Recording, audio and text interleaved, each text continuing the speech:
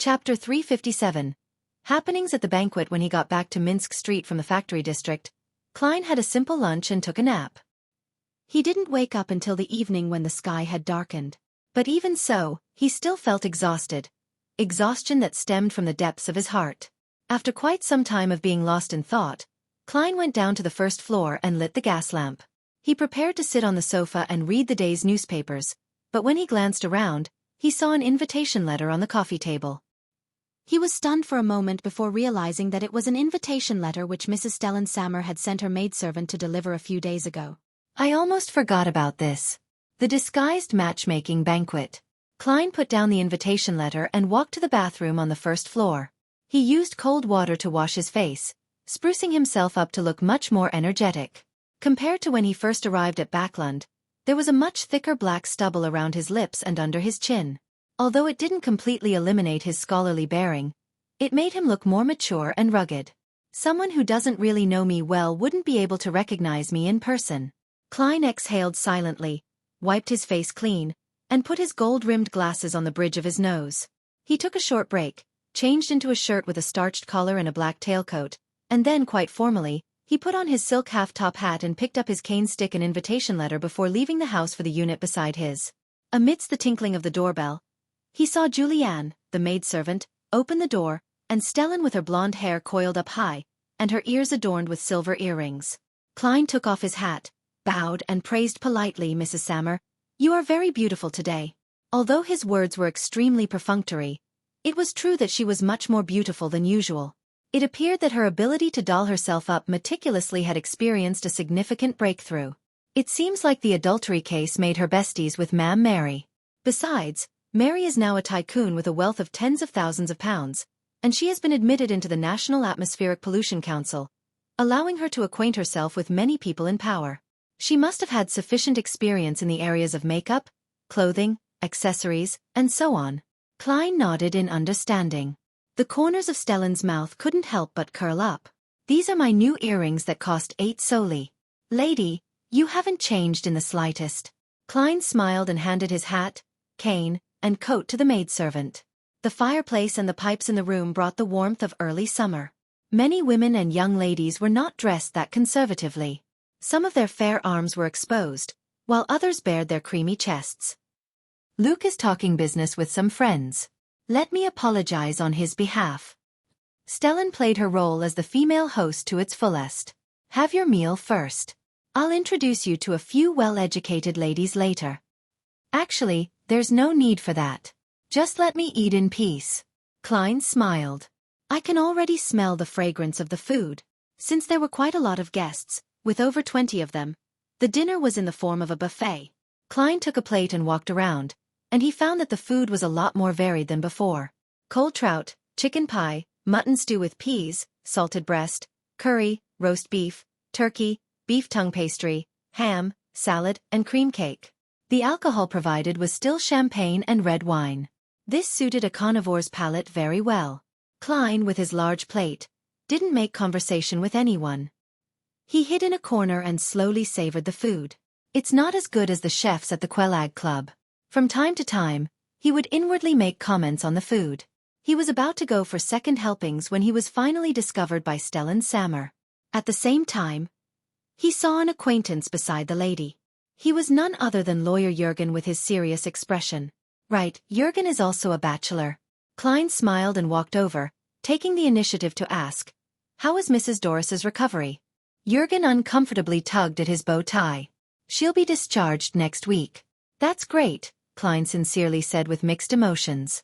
At that moment, Stellan had already brought a few young ladies over and introduced them. "This is Mr. Jürgen Cooper, a senior solicitor, who earns at least £3 a week. He often gets a commission from the cases he handles, and he definitely earns more than £200 a year. Furthermore, he is young and capable. He will most likely become a great lawyer in the future. This is Mr. Sherlock Moriarty, a well-known detective. His income is unstable, but he is paid handsomely for every mission he receives, for example 10 or 50 pounds. Lady, isn't this too direct?" Klein couldn't help but silently lampoon. Jürgen, who was standing beside him, evidently frowned. Without feeling that she had made a faux pas, Stellan continued the introductions. Miss Sarah Taylor. Her parents are teachers at a grammar school. Miss Angelina Watson. Her father is a civil servant at the Backlund Police Department. Klein smiled numbly and greeted each lady. After Stellan was done, Jürgen said in a deep voice, Mrs. Sammer, "It's impolite to mention the income of others in front of others." Stellan wasn't mad. Instead, she replied very seriously, "No, it's very important. If you end up liking each other and decide to start a family, then income is essential.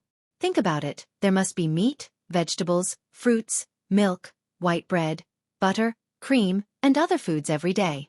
It costs at least £1.05 solely a week on food alone, not to mention the alcohol. In addition, to rent a better house is nearly £1 a week.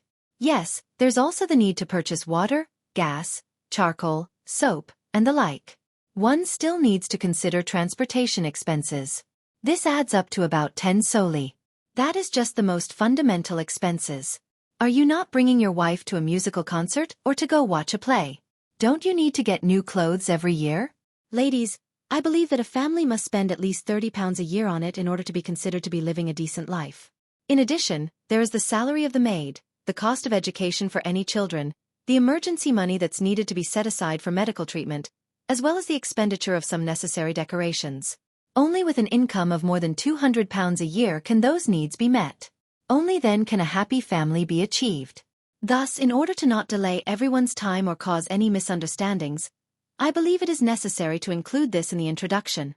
As a lawyer, Jürgen was momentarily unable to provide a rejoinder. Fortunately, he always had a serious and stern expression on his face. How big-hearted. But the basic etiquette is to tell the two parties this information in private, and of course I know exactly why you're making the introduction straight to their face. Klein smiled. Yes, income is very important. Only with an income of more than £400 a year can one host a dinner at this level. Only with that much can one afford to have his wife be dressed in beautiful dresses and exquisite earrings. Stellan raised her chin slightly as she tried her best to suppress her smile and said, £430. I mean that there must be some savings each year, to prevent any accidents or to have spare cash to invest into stocks or bonds. That was her husband's approximate annual income. After finding a common topic for the two groups of strangers, she left and greeted the other guests. Klein could also clearly sense that Sarah, Angelina, and the other ladies were more interested in lawyer Jürgen. After all, he was a good-looking man, and his job and income were very stable. As for a private detective who might be locked up in the police station at any time, they were not the first choice for middle-class women. Besides, Klein now looked rugged with his beard. It wasn't a surprise that the girls would remain a little apprehensive towards him. After a short casual chat with them, he found an excuse to leave before hiding in a corner and eating while he enjoyed watching Jürgen's awkward and helpless performance. At this moment, it was a wonder where his eloquence as a lawyer had gone to. A few minutes later, the two children of the Sammers ran past Klein while playing. They noticed the gentleman in the corner, stopped, and with widened eyes, asked curiously, "Mr. Moriarty, we heard that you're a detective?" "Yes." Klein smiled in response. The little girl said innocently, "Can you tell us about the cases you've cracked?" Her twin brother nodded immediately. "The cases I cracked? If it doesn't involve wraiths, puppets or devil dogs, then it's about finding cats or catching an adulterer. There's really nothing suitable for children." Klein thought for a few seconds, then chuckled. "All right, this is a story about treasure." An officer who had just returned from East Balham was suddenly murdered. He had mostly forgotten the detective novels he had read in his previous life, so he could only make them up based on a vague impression. The two children didn't care about the irrationality of the plot and listened very seriously, even learning to ask what happened next. Without realizing it, Klein was a lot more relaxed. When the banquet was almost over, and he was about to leave, he saw that Stellan's face was filled with joy. "What is the cause for celebration?" Klein casually asked. Stellan raised her head slightly and replied with a reserved smile. "Mary has received a luncheon invitation from the Chief Secretary of the National Atmospheric Pollution Council, Mr. Hibbert Hall, on Monday. This gentleman is the eldest son of Count Hall, a true nobleman. He has invited all the members of the council and has allowed them to bring 2 or 3 friends with them." Stellan paused. "Luke and I were just invited by Mary. Monday afternoon." Dressed to the nines, Stellan Sammer, who was accompanied by her husband Luke Sammer, followed Ma'am Mary to Empress Borough where they saw a large building. Marble statues, pools, fountains, gardens, and lawns reflected themselves in her eyes, making her feel nervous even before she entered the villa. "Luke, does my necklace not match my dress?" she asked her husband as she tilted her head. Luke shook his head and laughed. "Darling, you're too nervous. You don't have to worry about that. The nobles only live in a place that's slightly bigger than ours and eat a little better. We aren't lacking in any way." Stellan nodded when she heard that, as though she had found her confidence. Entering the villa, they saw the gorgeous crystal chandelier, the hall which could accommodate many dancers, and the plates of delicious food. Foie gras, pan-fried dragonbone fish, baked lobster, Ormer grape wine, misty champagne. It's exactly the same as the magazine's description. Stellan looked at the food with curiosity, thinking that she could have such a meal on a holiday or during New Year's if they scrimped a little. Except for the Ormer wine and the misty champagne, she finally added in her mind. At this moment, her gaze suddenly straightened as she saw a young girl wearing a beige palace dress walking over. The girl had blonde hair and green eyes, and she was abnormally beautiful. She wore a pair of white silk gloves with a pair of small beautiful emerald earrings. She exuded pureness and elegance. "She's just like an angel." Even though she had always been proud of her appearance, Stellan couldn't help but exclaim in admiration, and she felt an inexplicable sense of inferiority at that moment. "Hello," she clumsily greeted with the etiquette she had just learned. "Hello," the girl returned the greeting gracefully. After they had passed each other, Stellan accompanied her husband and Mary to meet the distinguished guests and the noble, Mr. Hibbert Hall. After a while, she walked to the balcony by herself, intending to ease her mood. However, she unexpectedly saw the angelic girl from before. She was looking out over the landscape. A large golden retriever obediently sat beside her rose ribbon-rimmed shoes. "It's so cute." Stellan made an attempt to make conversation. The young girl replied with a faint smile. "Let me thank you on Susie's behalf for your praise." As she looked at the duo, Stellan suddenly felt that she should own a similar pet for herself. This was the only way to showcase the Sammer's dignity. She asked in a measured tone, "I heard that the nobles rear a lot of hunting hounds. Is this one of them?" "Yes." The girl whose emerald green eyes looked more enchanting than her earrings' gems lightly nodded. "May I know how much money is needed to buy one?" Stellan asked with a smile. The pure and elegant girl looked down at the huge golden retriever and, without minding the question, answered with a slight smile, £450. Chapter 358. The sons worry on a luxurious carriage on their way leaving Count Hall's villa. Luke was chatting with Ma'am Mary about the distinguished guests, such as the chairman of the National Atmospheric Pollution Council and chief of the National Weather Service, Sir Durr Shaw, or the council member of the National Atmospheric Pollution Council and president of the Royal Meteorological Society, House of Commons Member of Parliament, Mr. Cave, or Mid-Seashire Medical Health's director in charge and renowned doctor, Mr. Hawksley. They were all influential figures in the government, and the royal family or parliament. And the council's final report would be the most important basis for the planned Anti-Pollution Act and Smoke Emission Act. The Coim Company, which specialized in anthracite and charcoal, was trying to promote and expedite the development, disrupting older but larger competitors from handling the changes. They will certainly not be stingy with their money, and will certainly lobby the heavyweight members of Parliament to interfere with our investigation. We must have a clear solution, just like what Mr. Hibbert Hall said. We need to take hold of public opinion and let the newspapers and magazines repeat the horrors of smoke pollution. Luke was a senior manager at Coim, a key assistant to Coim's major shareholder and person in control, Mary, and he himself was quite capable. As they chatted, Luke suddenly noticed that his wife was sitting next to him without saying a word, as if she had lost her soul. "Stellan, what happened?" Luke asked with concern. Stellan jolted back to her senses, forced a smile and said, "Nothing, I'm just a little tired." "That's right. You must be extremely tense seeing so many important figures. Now, you can finally relax. Exhaustion is a very normal thing. Actually, it's the same for me." Luke smiled. Stellan didn't respond. Instead, she looked out the window towards the park with a lake. Her ears were still ringing with the casual words of the young noble girl from before. £450. A trained hound is priced between £450 and £700. City of Silver, at the bottom of the spire. Derek Berg was locked in a small room, eating food and taking his medicine regularly. As a result, His mental state rapidly improved as his visual and auditory hallucinations were no longer present. I'll be able to leave in a day or two.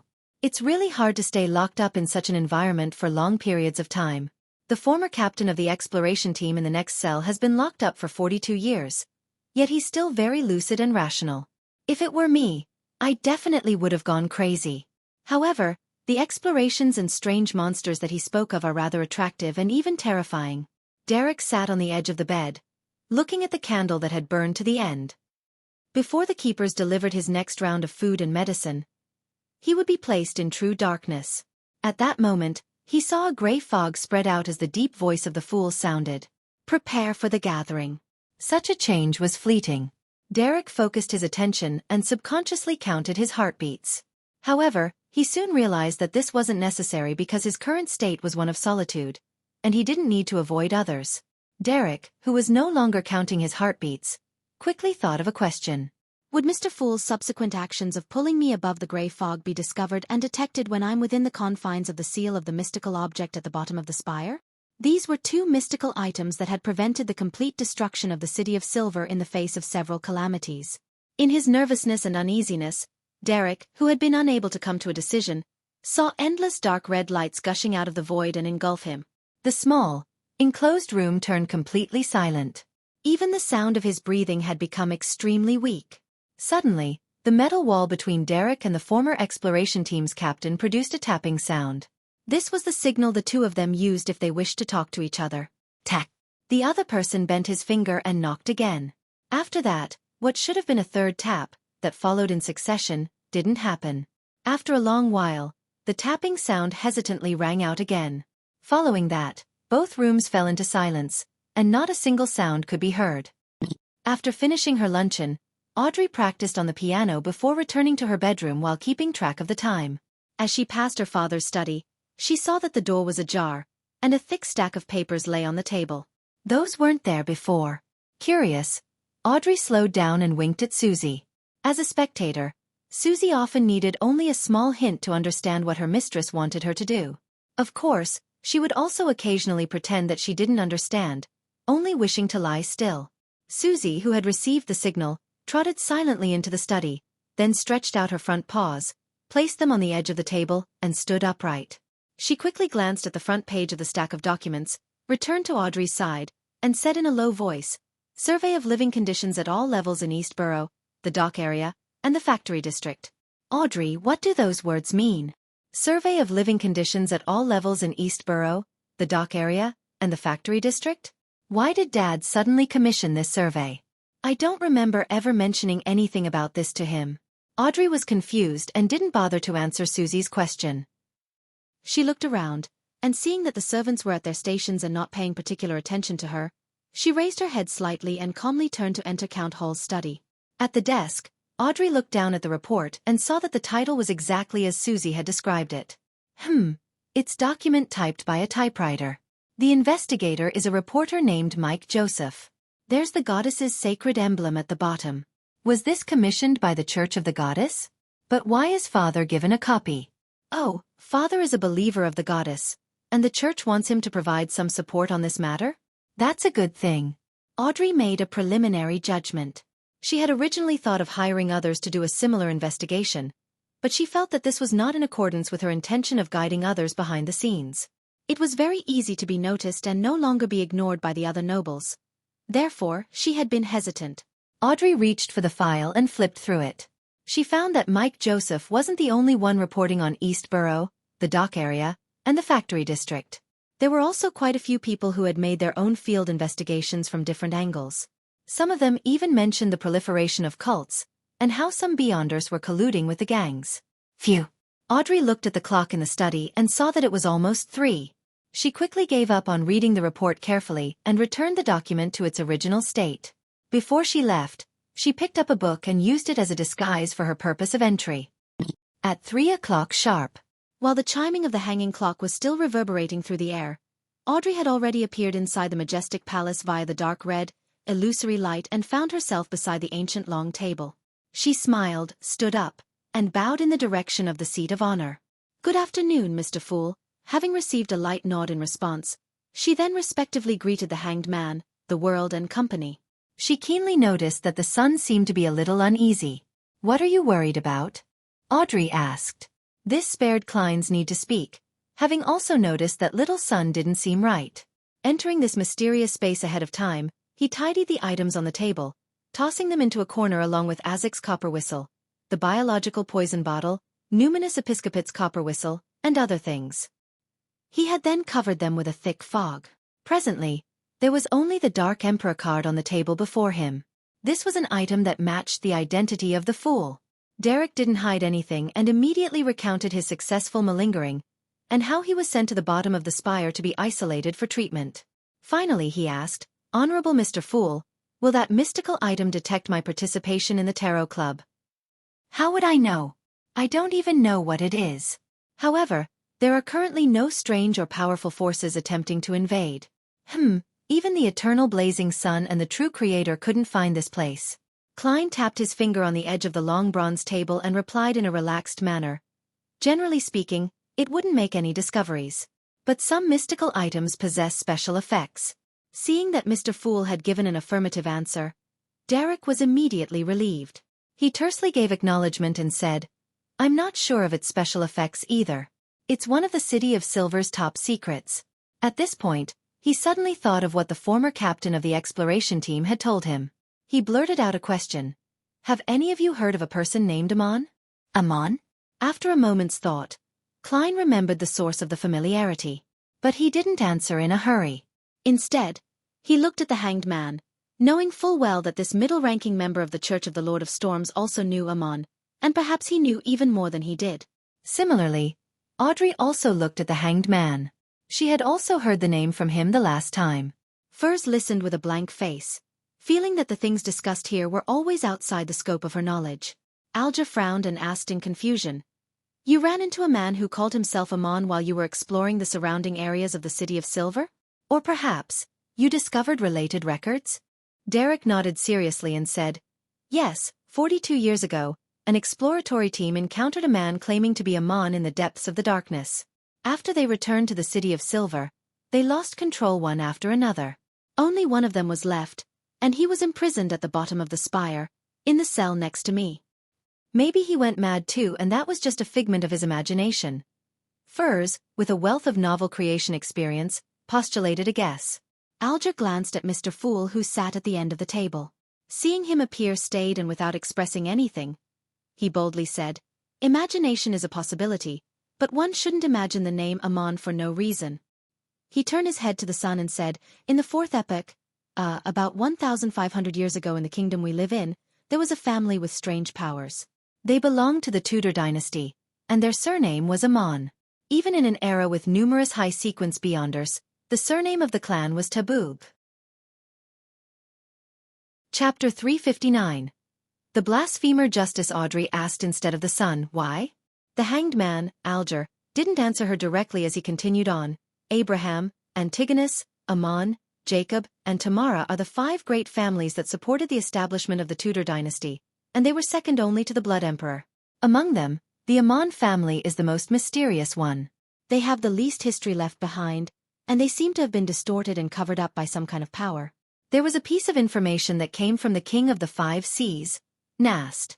The Amons are a family of blasphemers, and they wield the secrets to usurp the powers of deities. Also, the Amon family call themselves the descendants of the ancient sun god." Derek Berg was left confused. In his knowledge of myths, there was no such thing as an ancient sun god. Among the 8 ancient deities, Giant King, Ormer, Dragon of Imagination, Ankwelt, Mutated King, Kvaster, Elf King, Saniathrim, King of Demonic Wolves, Phlegria, Vampire Ancestor, Lilith, Phoenix Ancestor, Gregrace, and Devil Monarch, Farbody, none of them wielded the power of the sun. Derek seriously considered this problem. If I really need to make a connection, the Lord that created everything, the omnipotent and omniscient God, had shown powers in the sun domain. Could the Amon family be his descendant? Noticing that Sun wasn't saying anything, Alger stroked the stubble on his chin and said, "The Amon family is an ancient family clan from 1 to 2,000 years ago. It is almost history itself. I'm very curious. Why did the gentleman that you met appear around the City of Silver? What is his goal?" "That's right. How could the Amon family, which exists in the world of Mr. Hanged Man, Miss Justice and company, appear around our city of Silver. Why did he fail to fulfill his promise after accepting the request of being a guest? He mysteriously left and caused the entire team to lose control. Yes, other than the captain. What did he want to do? What was he looking for? If he is a descendant of the Lord, perhaps his purpose is the same as mine. To find out the cause of the cataclysm from ancient times and to find out the truth of the curse.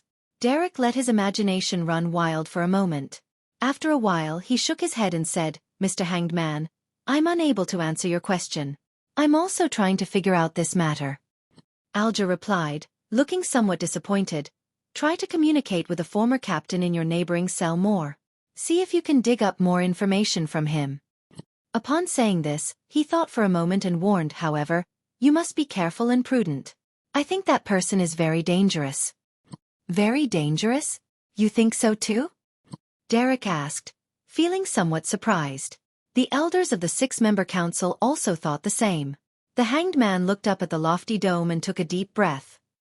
Those who don't think so are the ones without sound minds. Seeing that the son was still confused, he shook his head and said, he's the only surviving member of the exploration team. Just this matter alone is enough to prove that there's something tremendously wrong with him. He's been in the dungeon facing rampagers for 42 years. Yet, he remains very lucid and rational. This shows how weird he is.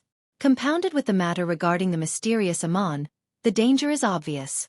These were the little bits and pieces that Derek had thought about in the past, but he hadn't yet connected together.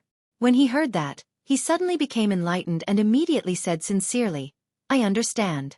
Thank you, Mr. Hanged Man. Audrey, who was listening attentively and observing, resisted the urge to cover her face with her hand. She felt that the son was even more naive than she was. Seeing that everyone's curiosity had been satisfied, that even the gloomy Mr. World had slightly adjusted his posture, and that the son didn't seem to have any other requests, she turned her head to the end of the long bronze table and said with a smile, Mr. Fool, I request a private exchange. Again. Klein was amused as he nodded and said, sure. He immediately shielded the senses of the Hanged Man and company, rather than isolating himself and Miss Justice. It was mainly because he was afraid that the others might end up communicating out of boredom, thereby exposing the fact that the world was only a repeater. After receiving the signal, Audrey smiled and said, Mr. Fool, I have another 3 new pages of Roselle's diary. After the card of blasphemy was stolen by the Fool's adorer, she didn't avoid visiting the Royal Museum out of guilt. Instead, she acted as if nothing had happened. She openly requested this to her father, and in the week after the exhibition ended, she got another chance to flip through the notebook. Audrey thought that appearing unfazed was the best way to avoid suspicion. If she maintained the constant act of feeling guilty and did not do what was logical, even if the Church of the God of Steam didn't suspect her previously, they would subsequently feel that there was a problem. According to her own experience, she believed that the very first few pages of a diary would reveal a lot of information, so she mainly memorized the first 3 pages.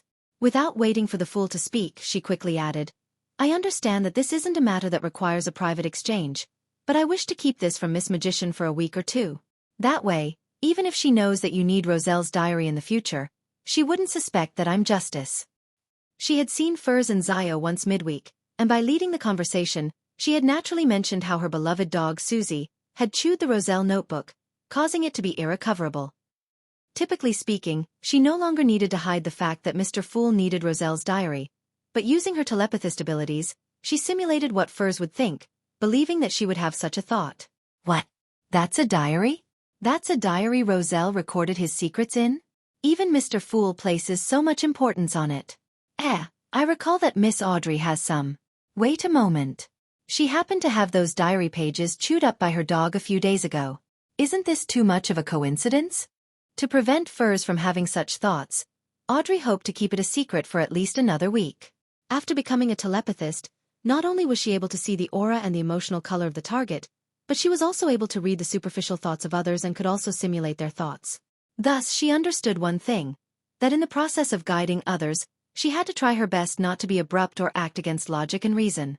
Only when all the details were subtle enough and reasonable enough to make the target not realize that she was being guided, would she be considered a qualified telepathist.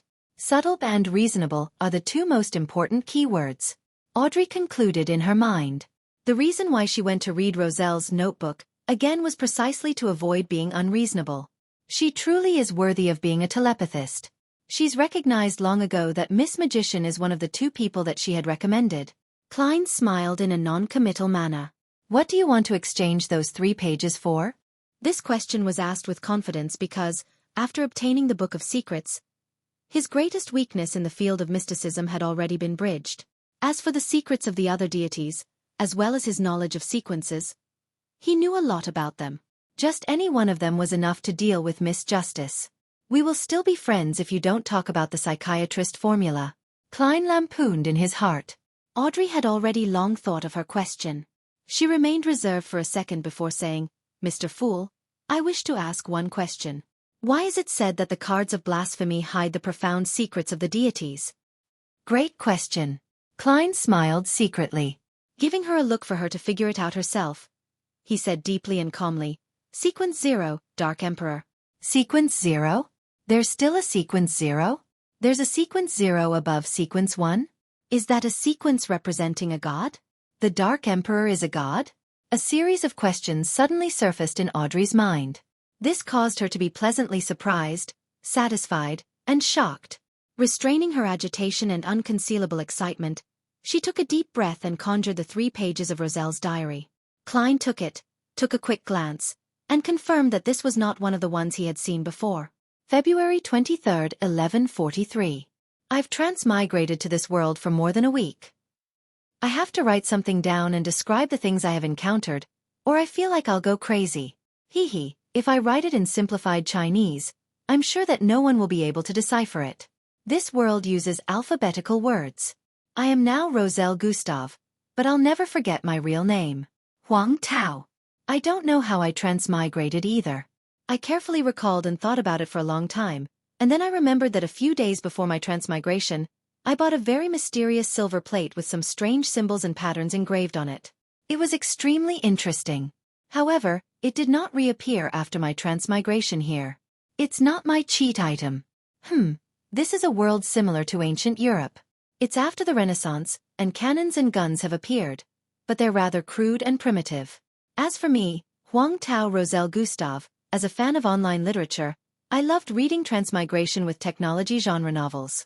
I know quite a lot of useful things and specifically read up on the corresponding knowledge. This is the stage where I can display my abilities. But, I realized that my fucking memory isn't good. I've almost forgotten everything. The heavens allowed me to transmigrate to another world, but I wasn't given an outstanding memory or a system. Nor was I given a 2-way door. How can I survive like this? Alright, I'll start with some details. When I have the money, I'll hire a bunch of craftsmen, inventors, and scientists. I'm only responsible for giving them ideas. It's been a long time since I felt so full of anticipation for the future. But I still miss Mom and Dad a little. Besides, the entertainment in this world is too monotonous. The 1 or 2 maids don't look that good, and their entire bodies exude rustic vibes. It makes me wish that Hongxiu Com goes completely bankrupt.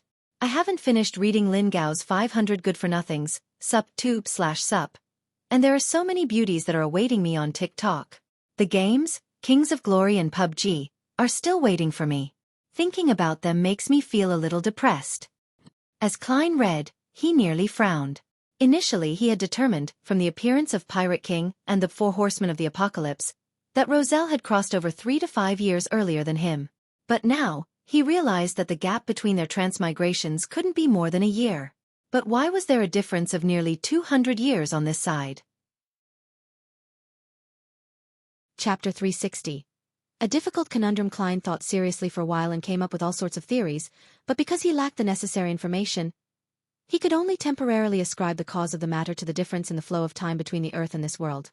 Roselle and I have transmigrated less than a year apart, but in this world, we are separated by nearly 200 years. That is to say, even if I were to spend 200 years to find a way to return, it's likely that I won't lose the opportunity to meet my parents. At most, I'd have been missing for a year. Klein made a contrasting inference, improving his mood significantly. He instantly felt filled with motivation. Of course, he himself knew very well that this reasoning was not rigorous, because this was determined by one precondition, and it was currently impossible to confirm it. What if Roselle transmigrated after me? That might involve so-called spatial temporal turbulence. When the time comes, there is no guarantee that I'll return to the proper time node. Klein poured cold water on his burgeoning mood. Roselle's first diary entry was the product of having held back for a long time. Therefore, it took up more than 2 pages. Klein flipped to the end and read the remaining 2 lines. February 25th. What a boring world. There are no newspapers and so few novels. I think I need to help this culturally impoverished society, but the premise of this is that I have to get some money and recall how paper is made and how the print press is done. As a transmigrator, I can only live on the pocket money that my new dad and mom gave me. I can only occasionally see 1 or 2 shiny Fermo gold. What a tragic story. However, hunting is quite interesting. February 28th. This world might be a little different from what I know it to be. I got lost while hunting in the woods today. As a result, I saw an unimaginably intense battle. In the battle, the man who was surrounded had additional eyes growing on his face. A total of 4 eyes. They even shot dark green light. This is fucking illogical. Is this a humanoid monster? This is actually a fantasy world, right? That monster's opponent was even more powerful. He summoned a pillar of light that burned with golden flames. Yes, I think it was summoned. Fortunately, they didn't discover me. After getting rid of that monster, that person left with a corpse. I, Huang Tao, am indeed the protagonist. I discovered the truth of this world a few days after I transmigrated. Perhaps they can recognize the mysterious symbols and patterns on the silver token.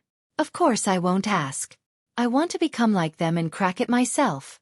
There's another key reason as to why I said this.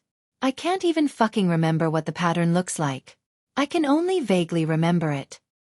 Indeed the protagonist? Emperor, did you pour all of your 8th grader syndrome soul into your diary? Klein couldn't help but lampoon. He was very interested in the silver plate, which might have been the cause for Roselle's transmigration, and he was eager to find out what the symbols and patterns on it looked like. If he could really decipher it by relying on the mysticism knowledge of this world, then transmigration might not have just been a coincidence. Klein put down the diary pages, wrapped his fingers on the table, and lifted the screen that isolated the hanged man and the magician. Go ahead and trade freely. Klein leaned back in his chair and smiled. Furs took a deep breath and said, I would like to purchase the stomach pouch of a spirit eater and 20 milliliters of blood from a deep-sea marlin. It will be paid for in gold pounds. I still have 430 pounds. I can afford one. She silently encouraged herself. As for where the rest of the money would come from, she had no idea. This is one of the main reasons that prevent many Beyonders from advancing. People cannot really attempt to spend beyond their means. If it wasn't for me having to become a trickmaster to completely be rid of the influence of the full moon's ravings, I wouldn't even consider advancement once I gained rich Beyonder means.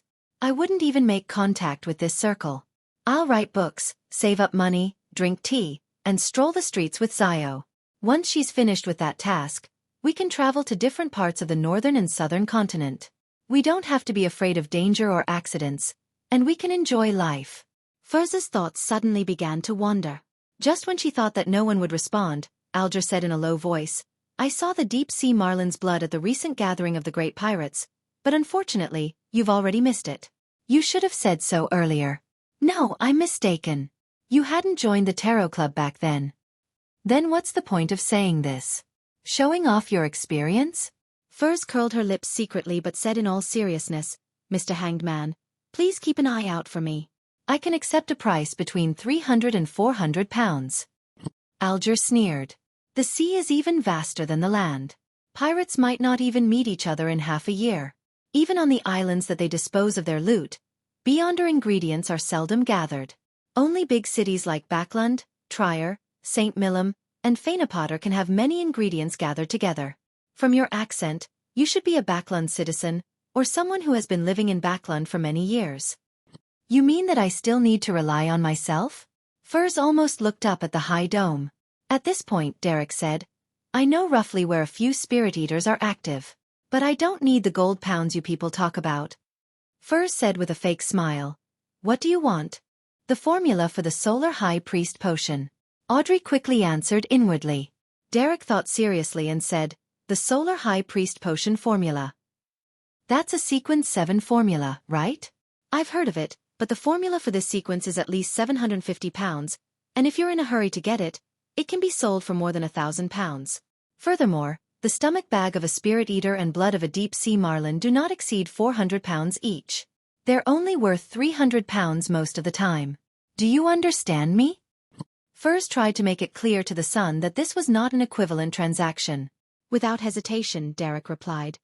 I can give you 2 or 3 of the spirit eater's stomach bags. As for the additional need for a deep-sea marlin, he didn't even consider it. He had never even seen the sea before. What can I do with the additional spirit eater's stomach bags? Roast them or fry them? To be honest, I have no idea when I'll be able to sell it. Most importantly, I'm unable to afford the formula for Solar High Priest. Furs forced a smile and said, I'll try searching. She thought of the masked eternal blazing sun believer at Mr. A's gathering who was good at purification. She thought of the band of light ring, and she believed that she could get a clue to the potion formula of Solar High Priest. But I don't have enough money. Furs thought for a moment, touched her face, looked around, and then asked with great sincerity, Everyone, do you have any good ways of earning money? As soon as she finished her sentence, she realized that everyone had fallen into silence. Silence could be described by the soundless palace and the quiet gray fog. From the looks of it, everyone faces this conundrum. As for Mr. Fool, he doesn't need money. Furs wisely shut her mouth. Isn't the best way to make money be from owning farms, mines, plantations, factories, stocks, etc.? Oh, you can also go through the kingdom's bounty notices and complete them in accordance with the price and the period of time at a bearable level. Audrey knew that she didn't have any real experience in making money, so she could only respond with a few words in her heart as if she was joking. Might I interest you in bicycle projects? Klein resisted the urge to manipulate the words of the world, which would expose his true identity. After waiting for a few seconds, he maintained an unfathomable posture, making the world gloomily and hoarsely say, Help me keep a lookout for the 1,000-faced hunter's mutated pituitary gland and blood, as well as a human skin shadow's characteristic and a deep-sea naga's hair. Although Klein only had 589 gold pounds left, he now had the beyonder characteristic of a werewolf and the biological poison bottle. Furthermore, he was considering to find an opportunity to turn the former into a mystical item and then sell one of them. In that case, that's more than enough to match the cost of Sequence 6 Beyonder ingredient. Therefore, he planned to have the members of the Tarot Club help him pay attention in advance so that he wouldn't miss them. All right. The son, Derek, answered first, but he made no promises. Compared to a spirit eater, human skin shadows and 1,000-faced hunters aren't monsters that are easy to encounter. 1,000-faced hunter? I think I've seen a fossil of it, Justice thought as she replied. Yes, I'll confirm that after I return. That fossil was in Duke Negan's treasury. If it's already a fossil, its beyonder characteristic has probably long been taken away. Klein manipulated the world and nodded non-committally. After a moment of silence, Alger said, Help me keep an eye out on a person who was involved in the disappearance of the colonial slaves that was mentioned before. He calls himself Balin, a man with reddish-brown skin and has the clear characteristics of a southerner, but someone has overheard him speak in a Backland accent. The third tooth on his left is missing, but it could very well have been replaced. In addition, there's nothing special about him, and his height is also quite average. If you can find traces of him, there will be no problem with the reward at all, with it being at least 100 pounds or something of equal value. Even divination can't be completed with such a description, let alone carrying out a search for the person in the real world. Klein looked around and said, Continue with your free exchange. At the end of the tarot gathering, Derek returned to the real world and found himself in the dark, cramped room. He sat on the ground cautiously for a few seconds, but he didn't discover any unusual changes. He was finally able to let out a sigh of relief.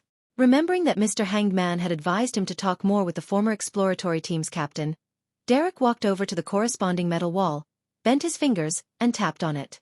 Tack, tack. He completed his signal, but there was no response even after a long time. Did he fall asleep? Or was he taken to the 6-member council? Derek wondered while looking at the dull metal wall. At this moment, an elderly and fleeting voice came from the bed behind him. Are you looking for me? Chapter 361. Translucent Worm, are you looking for me? The moment the voice entered his ears, Derek froze. His skin tensed up, and his hair stood on end. Why is he behind me? Why is he in my room?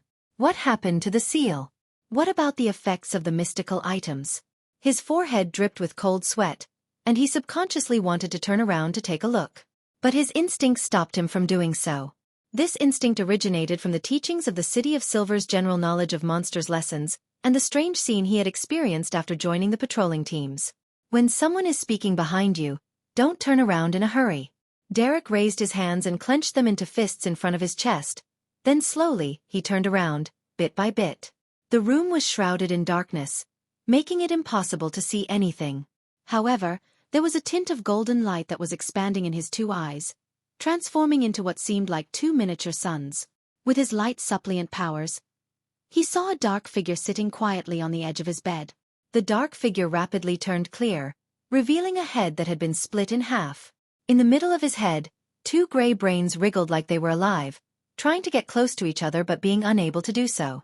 The thick, viscous liquid on the severed surface of his brain had turned into thin threads, but they were shrinking like maggots. Each eye that was on the two separate sides were distanced apart, and the nose bridge was separated from the middle. The color of the blood was bright and evident. The left side of his mouth was open, but the right side of his mouth was tightly shut. This terrifying monster was naked, and there were numerous dark red wounds on its body. The countless wounds had torn open savagely, revealing rows and rows of white teeth. They said the same sentence in quick succession. "Are you looking for me?" It paused for a moment. The corners of its mouth and the edges of its wounds were curling up. "Look, am I not normal?" Derek's pupils contracted, and without thinking, he placed his folded hands on his chest and raised them to his chin, as if in prayer. The small room suddenly became bright, and a pure beam of light, swirling with fire, fell from the roof and onto the monster's body.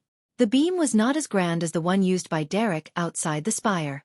This was because of the seal here and the mystical item which left him isolated from the spire's exterior. But at that moment, Derek was stunned to see the holy light beam that he had prayed for was suddenly thickening. It was so bright that he couldn't help but close his eyes. A few moments later, something purer and thicker separated from the magnificent pillar of light. It was like a man made of light with no facial features and no clothes. The man of light suddenly coruscated and pounced on the monster. All the mouths on the monster suddenly opened, as if it was letting out a blood-curdling screech. Yet, Derek heard nothing. The monster began to tremble violently and quickly disintegrated under the burning and illumination of the man of light, disappearing as if it were melting. Just as it was about to become transparent, a phantom wearing a black classical long robe and a pointed hat suddenly appeared. The shadow had black hair, black eyes, a wide forehead, and a thin face. It wore a monocle carved from crystal. As soon as he appeared, the man of light exploded, and Derek's vision was filled with whiteness.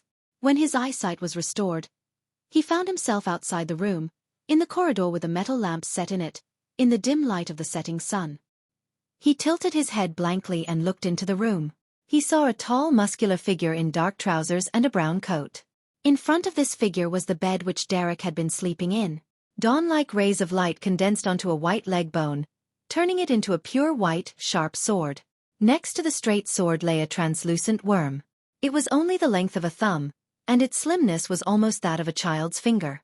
One ring after another, of completely transparent colors, divided it into many sections.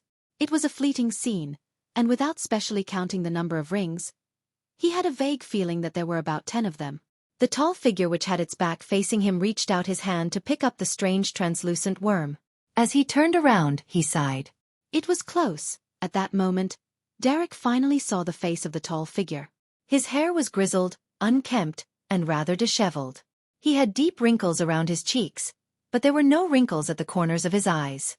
Some old scars, that were either deep or twisted, remained on his cheeks. He was dressed in a flaxen-colored shirt with a checkered leather belt around his waist, and his pale blue eyes were deep and weathered, like a book full of stories. For a moment, Derek was stunned, and then, as though he had been in danger all his life, he opened his mouth in pleasant surprise. "Your Excellency!" In front of him was Chief of the City of Silver's 6-member council, a powerful demon hunter who was over 100 years old, Colin Iliad. Colin nodded slightly and said, "We always knew that he had a problem, but in order to find out what kind of ulterior motives the man named Amon had, we intentionally didn't eliminate him directly, and we instead locked him at the bottom of the spire, sealed under the influence of mystical items, and we often let Beyonders, who only have symptoms of losing control, live next to him and talk to him. We wanted to see if we could induce some abnormal changes in him in order to learn the information we wanted to know. Unfortunately, he had been very normal until today, Way too normal. Why do you think he suddenly mutated and attempted to break through the seal? Do you have any idea what makes you different from the others? So it was purposely arranged for me to live next to the former exploration team captain. After a few seconds of silence, Derek said, maybe it's because my Beyonder pathway is different from the others. Sequence 9 Bard. Sequence 8 Light Suppliant. In other words, the sun pathway. If Mr. Hangman is right, that the Amon family is the descendant of an ancient sun god, then it's normal for me to cause a mutation to happen to him. Derek felt he knew the truth to a certain extent. Colin listened without a change in expression. He sized up Derek for a few seconds before saying, we were monitoring him. The members of the 6-member council took turns, but we didn't expect him to suddenly mutate. There were 0 warning signs, and his actions were very decisive and determined. What were you doing in the room just now? Derek, who was considering the relationship between the sun pathway and the ancient sun god, didn't instantly realize what the chief was asking about. When he realized it, his mind was still blank as he seriously recalled what he had done. I didn't do anything. I just knocked on the wall and tried to talk to him. Before this, I was participating in the tarot gathering. The tarot gathering. Derek was suddenly stunned. He felt that things might not be as simple as he had imagined. He knew that he couldn't inform the chief of his thoughts, but he didn't know what kind of expression to make, so he could only maintain his lonely, reserved silence. He said thoughtfully, I knocked on that wall 3 times. Before that, the candle in my room had extinguished, and there was complete darkness. I had tried to practice some of my Beyonder powers. Colin looked into Derek's eyes quietly and said after nearly 20 seconds, unfortunately, what Amon left in his soul was not his original body. Moreover, this matter happened too suddenly, so we were unable to obtain the desired result. Before his mutation, did you sense anything amiss? No. Derek shook his head with conviction. Colin's eyes suddenly flashed with 2 complex, dark green symbols, and he reflected Derek's body in them. After nearly 10 seconds of silence, the City of Silver's chief closed his eyes and said, your condition has stabilized. You don't need any more treatment, so you can go back now. Derek was startled. All right. He watched demon hunter Colin Iliad turn back into the room, pick up the sharp white sword, and turned it over and over in his hands. He quietly took a deep breath and walked along the corridor towards the exit. On the way, he met the keepers who had rushed over one after the other. He slowly walked back home and closed the door. He carefully observed his surroundings for a while, then he sat down on the edge of the bed and recited in a low voice, the fool that doesn't belong to this era, you are the mysterious ruler above the gray fog. You are the king of yellow and black who wields good luck. I've just experienced something terrifying. Derek recounted what had happened and mentioned his 2 guesses. After doing all of that, he felt much more at ease. And with his tense state of mind relaxing, he felt immense exhaustion wash through him. He lied down and quickly fell asleep. In the silent and dark room, flashes of lightning would occasionally illuminate everything. Otherwise, it would seem like the dark night. The sleeping Derek suddenly flicked his right index finger and leisurely tapped it on the bed. Once, twice, thrice. After the tarot gathering, Klein didn't divine the werewolf's Beyonder characteristic or the biological poison bottle due to his spirituality expenditure. Instead, he went straight back to the real world for a nap. After 20 minutes, he woke up and drew the curtain, allowing the light that penetrated through the mist to bring a certain degree of light into the room. Sitting on the chair in front of the desk, Klein calmed down and began considering what he needed to do in the short term. The main goal is to continue concluding the rules of a magician and make adjustments according to the subtle feedback from my spirituality. Although rules like never performing unprepared, the need to have a stage in a performance, and completing a performance using means of diversion do not seem problematic at the moment, if I were to continue acting this way and performing slight adjustments, I'll eventually digest the potion and reach the advancement state. But this sort of acting isn't sufficient. I'm still lacking some of the important rules. Currently, what I'm doing will make the digestion slow and not thorough. Perhaps it will take a year, or perhaps even 2 or 3 years before my sequence advancement is possible. And Ince Zangwill won't remain there waiting for me. Only through becoming a high sequence Beyonder as soon as possible will I be qualified to take revenge. Therefore, figuring out the other magician rules is of utmost importance. I'll first determine them through experimentation whether the applause from an audience will stir my spirituality and result in better digestion of the potion. Just as Klein was deep in thought, he heard a series of illusory stacked pleas. Chapter 362. The Secret Deed Ritual. A male voice? Is it Mr. Hanged Man or Little Sun? Klein looked out the window at the gloomy sky, got up, went into the bathroom next door. He locked the door, took 4 steps counterclockwise, and arrived above the gray fog. Within that mysterious space, a towering ancient palace quietly stood. The illusory male voice echoed in a stacked, continuous manner. Klein glanced at it and confirmed that the prayer was from Little Sunday. He sat in the fool's seat and stretched out his right hand, emanating his spirituality to touch the corresponding crimson star. Suddenly, the voice became clear and layered, and Klein quickly figured out what the sun was talking about. The former captain of the exploration team, who had seen Amon, suddenly lost control and strangely penetrated through the seal, arriving at his room. Fortunately, the City of Silver took this matter seriously and had been constantly prepared for it. Otherwise, it would have led to a tragedy. The Sun believes that it's impossible that there was no reason for the man's loss of control. He came up with 2 possibilities. One was that his own Beyonder pathway met the requirements of being the ancient sun god's descendant, and the other possibility was that the man might have sensed the tarot gathering and Mr. Fool's secret pull. If it were the former, he wouldn't have waited until today and waited until the end of the tarot gathering before losing control. The latter reason has a greater probability. This is the first time I've encountered someone who can sense the matters regarding the gray fog. That Amon is very scary. It's no wonder their family was known as the Blasphemers during the 4th epoch. Even their last names are taboo. Klein subconsciously looked at the crimson star and the corresponding supplicant. He carefully observed the blurry image of Little Sun to see if there was anything abnormal with him. Klein believed that Amon wouldn't be so easily eliminated. Even if it was as the chief of the City of Silver had said, that his body wasn't his main body, it didn't make it any easier to eliminate him. The only possibility is that the powerhouses in the City of Silver have been using mystical items to monitor him. But is that even possible? When he decided to let the former leader of the exploration team lose control and silently penetrate through the seal, he definitely had a plan in place. In the midst of his thoughts, Klein's eyes suddenly froze as he looked at the prayer scene. Entwined on the indistinct body of the sun was a translucent and illusory figure. He had hands and feet, but he was like a python, twisting around the sun while his head rested behind the sun's head. In the blurred image, he was wearing a black classical robe, a pointed hat, and a crystal monocle. The sun didn't notice any of this. Klein almost drew a cold gasp, shocked at the strange means that were available to that entity. He vaguely understood the other party's intention. By residing in the spirit body of the sun, he is waiting for the next tarot gathering, allowing him to sneak above the gray fog, like a virus or a Trojan horse. When that happens, my control over this mysterious space might be snatched away. He's truly a blasphemer. Fortunately, Little Sun is rather naive and straightforward, so he immediately reported this to me. Through the corresponding crimson stars and the power of the gray fog, I was able to discover his peculiar state. Klein drew a breath and tried to calm himself. At that moment, he had to respond. He had to quickly think of a way to get Amon out of the sun, or temporarily expel the sun out of the tarot gathering. Looking at himself, from his Beyonder powers of magician, clown and seer, to Azek's copper whistle, the Dark Emperor card, the all-black eye, the sun brooch, the biological poison bottle, and so on, Klein couldn't find a way to deal with Amon. Amon's sequence is definitely above sequence 4, and the means available to him must be sufficiently strange.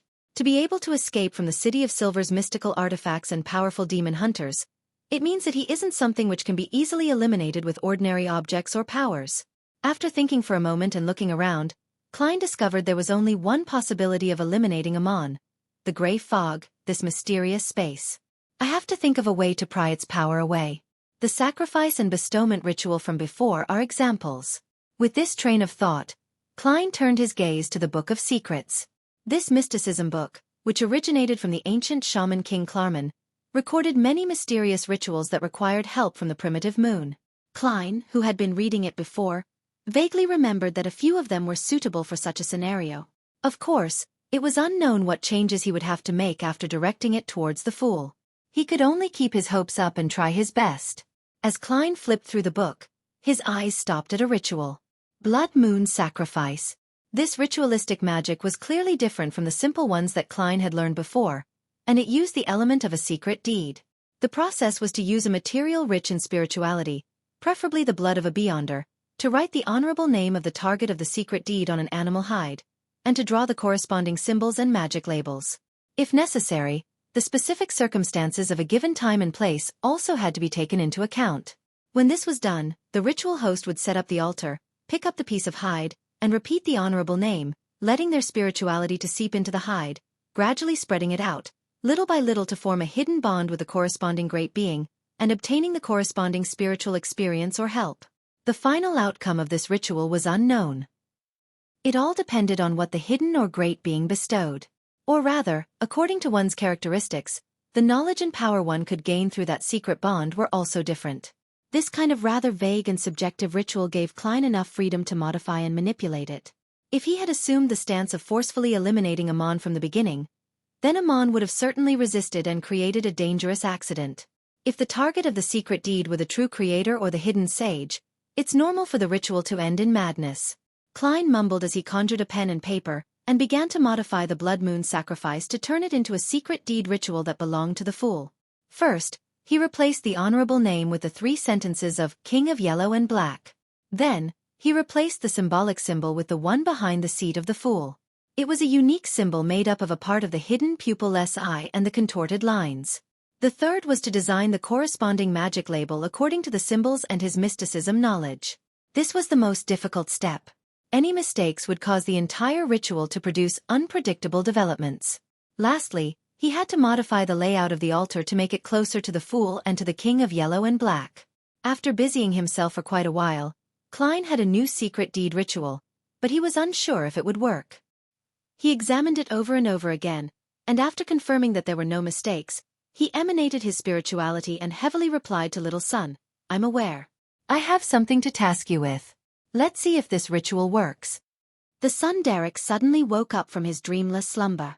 Before his eyes were the boundless grey fog and the lofty fool. His ears echoed with bits of illusory and distant words. He knew that Mr. Fool would occasionally ask the members of the Tarot Club to make small attempts as if to verify something.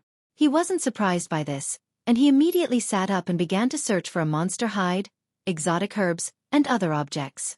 As for the spiritual materials described in the ceremony, Derek didn't waste time heading to the spire or the underground market to buy them. He picked up the axe of Hurricane and sliced a tiny wound in his arm. Silently, he used his own blood as ink, and he wrote the name of the fool and its corresponding symbols and magic labels on the pitted monster hide. After a while, he put down the quill that was stained with blood. He saw many mysterious symbols on the hide, and the colors were bright red and had an indescribable hint of demonic dealings.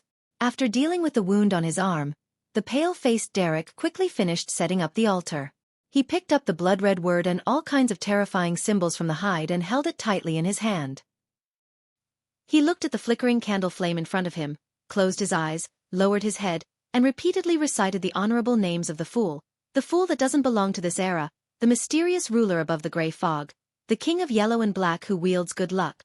Derek's spirituality slowly flowed out and infused the hide, and the words in Jotun and the magic symbols on it quickly brightened.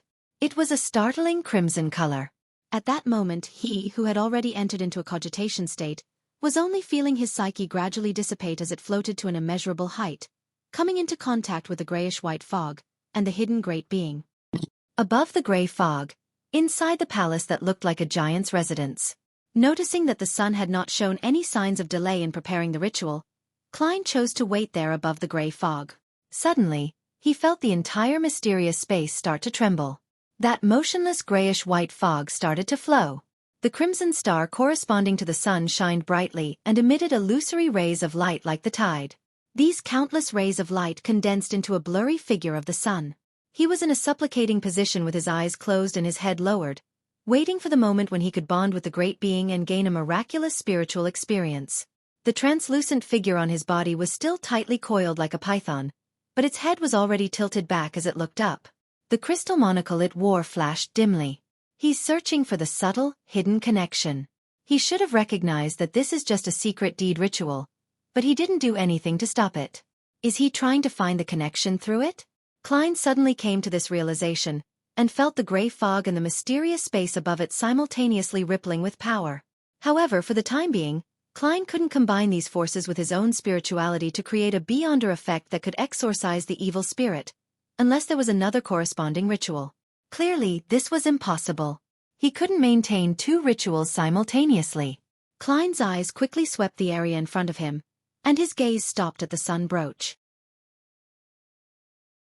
Chapter 363. High-level authority. Perhaps I can use it as a bridge. Just as this thought flashed through Klein's mind, his right hand grabbed the sunbird-shaped dark golden brooch. At the same time, he used his spirituality as a whirlpool to attract the pride power from the mysterious space towards him, making it surge towards the sun brooch like a tidal wave. The quivering above the gray fog became obvious. Little dots of pure light intertwined and swept toward Klein, blending with his spirituality. The sunbird-shaped dark golden brooch began to glow with a dazzling brilliance. It grew brighter and denser, and in an instant, drop after drop of a translucent golden liquid began to condense. The liquid quickly merged together and formed a human figure that was as tall as Klein. It was a golden figure. A sacred figure. It does work. Sun holy water that's created from a higher level of power is closer to a god's bestowment. Klein's heart was filled with joy. He turned his gaze back to the crimson star which symbolized the sun. He then looked at the figure that was waiting to bond with the great being. As for the divine figure condensed by the golden sun holy water, it wasn't a result of the sun brooch, but simply a manifestation of Klein's subconscious thoughts. Reaching this step, he had already allowed the golden figure to move forward. Through the illusory crimson star, it merged with little sun through the secret deed ritual as it dispelled the evil spirit hidden inside his body, as well as giving him a certain amount of knowledge and a miraculous spiritual experience. However, Klein didn't have much confidence at that very moment. The power of the mysterious space was obviously higher than his spirituality, making him unable to smoothly control the power. As such, the power of the golden figure was mixed, chaotic, and insufficiently coordinated. If he used it as is, the effect was at most 10% of what he expected. As for Amon, who was suspected to be a descendant of the ancient sun god, he was born into a family of blasphemers in the Tudor Empire's fourth epoch. Even if it wasn't his main body, he was able to successfully hide his identity from the powerful high-sequence demon hunter and the powerful mystical items that protected the existence of the City of Silver. Klein truly didn't have much confidence with the effect only amounting to 10%. His initial plan was only to give it a try. If it really didn't work, he would temporarily bar the sun and then reconnect with him when he found a better solution. However, having come this far, Klein naturally wanted the best outcome and strived to succeed in one go. Having disguised himself as the godlike fool, he too had a little pride, and he wanted to keep up his reputation.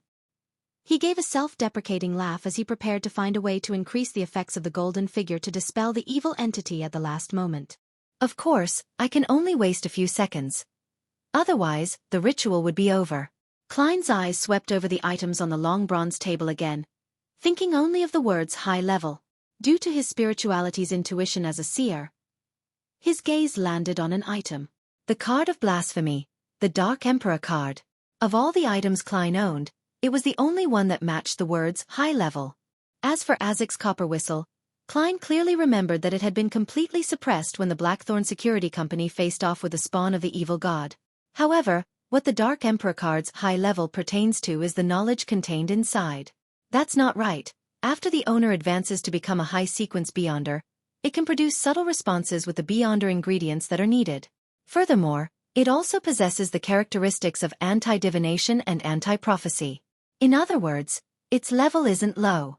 I don't need to use it for a fight, as long as I can use its high level to suppress the power of this mysterious space above the fog, and if I can minimize the chaotic and unnatural coordination of the golden figure, that will be enough. Klein quickly came up with an idea.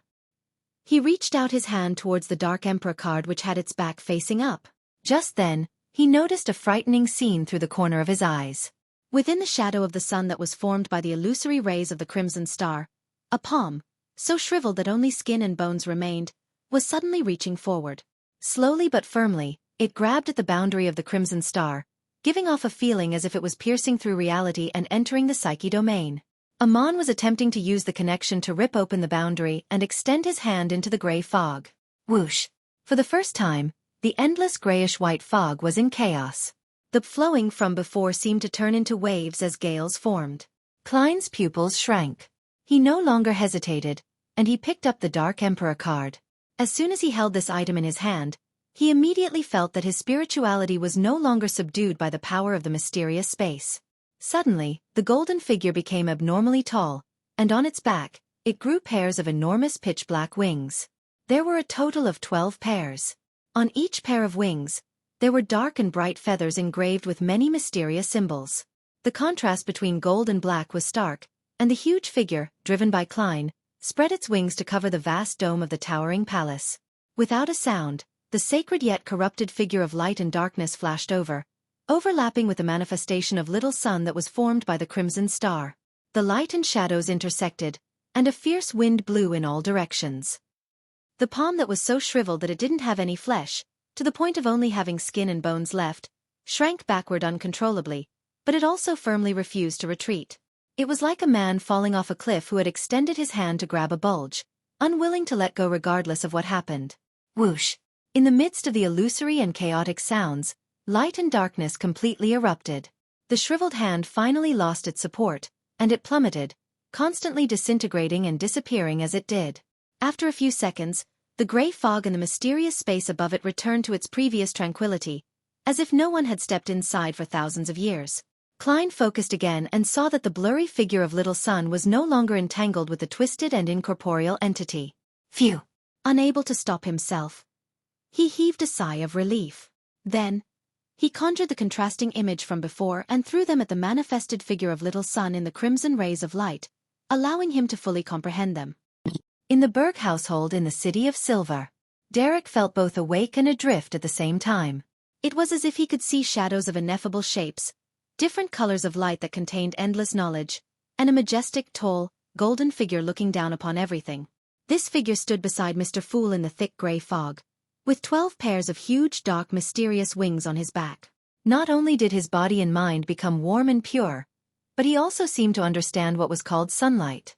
He had even figured out holy water creation, as well as the knowledge to exorcise evil spirits.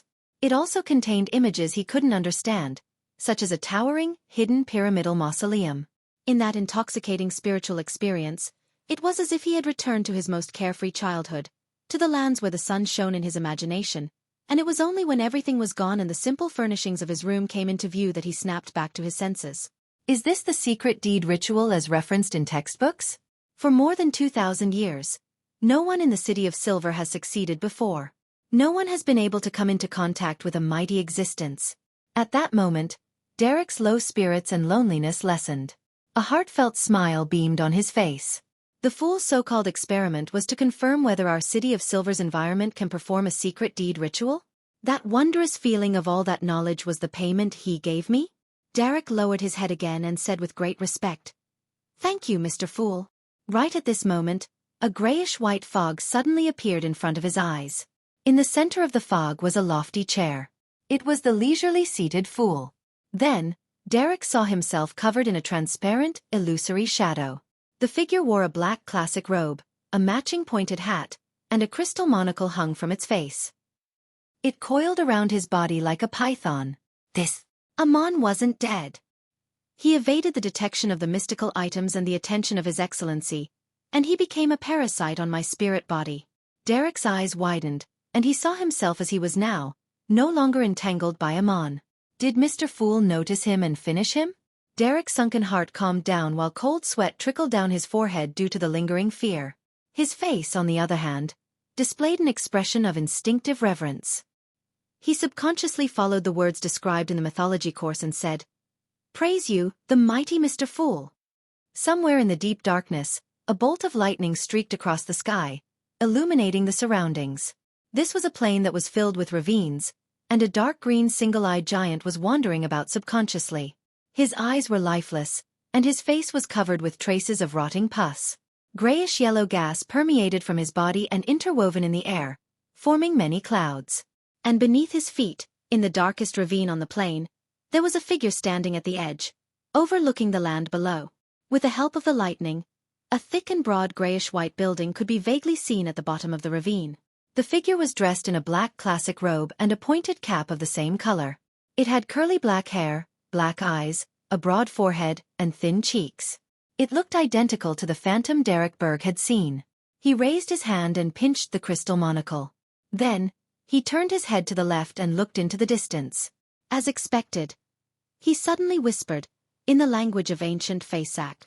After pausing for a moment, the man smiled and said the words, "The fool." Before he finished speaking, he had already jumped into the ravine in front of him. At this moment, the lightning subsided for a second, and darkness completely enveloped the world. After eliminating the fatal threat, Klein returned to the real world, once again feeling the urgent need to advance his sequence. The Amon that I eliminated wasn't the main body. If he truly is interested in the mysterious space above the gray fog, he will soon return to the City of Silver. At that time, I wonder if the 2 legendary mystical items and the 3 demon hunters will be able to stop him. For a mere clone to be so bizarre and terrifying, one can imagine how powerful his main body is. Therefore, I need to conclude the rest of the magician rules as soon as possible and, through digestion and advancement, better grasp the mysterious space above the gray. Perhaps, the City of Silver's Shepherd Elder will be used. If she really is corrupted by the true creator. Klein opened the bathroom door and went down to the first floor while in deep thought. Chapter 364. Cathedral of Serenity. What about the rest of the magician's rules? As Klein idly leafed through the newspaper he had finished reading, he thought about the issues that mattered most to him. He had already considered one point before, and that was the difference between having an audience to cheer for him and not having one. However, just this alone didn't seem sufficient. With this thought, Klein's thoughts ran wild as he inexplicably thought of something. When I was still a seer, being recognized and praised as a true fortune-teller would give me a feeling that the process of digesting the magic potion had become faster. After I concluded the seer principles, I began to believe that there was no direct correlation between the views and feedback from others and that they were merely expressions, nothing substantial. If I act well enough, I would naturally be acknowledged, and my digestion would naturally be faster. That is to say, I had always believed that they were 2 different responses with the same gains, and not something related to causality. But now, there's the choice of receiving an audience's applause. If it does help me digest the potion, does it mean that some performances really require feedback, and the way that others view me can subtly affect the progress of my potion's digestion? By extension, would the establishment of the churches by the 7 orthodox gods, the spreading of their faith, and the nurturing of their followers partially be a result of this? This is truly a sacrilegious thought. I am indeed not a person who sincerely worships gods. I will praise them, but I won't blindly believe in them. Klein quickly adjusted his train of thought as he searched for another angle of attack. He repeatedly compared the subtle differences between seer, clown, and magician. Gradually, he came up with an idea. In comparison, does a magician, who needs to perform, possess the need to take the initiative? Taking the initiative to perform instead of being passive like a seer or clown. From the perspective of fate, it also fits. From a seer's reverence of fate, a clown's characteristic of being teased by fate while still maintaining a smile, and finally a magician who takes the initiative to challenge fate. Even if the result is nothing real or substantial, he will still receive the audience's applause from his deception. Klein nodded indiscernibly as he planned to make attempts in taking the initiative to perform. Where should I start? It should be something relatively less dangerous. I can consider the imprisonment of that vampire named Emlyn White by Father Utravsky. However, I need to confirm that this group of non-humans abide by the law and only engage in petty theft at the worst. Where do Emlyn's companions stay on the southern side of the bridge? I can't really remember.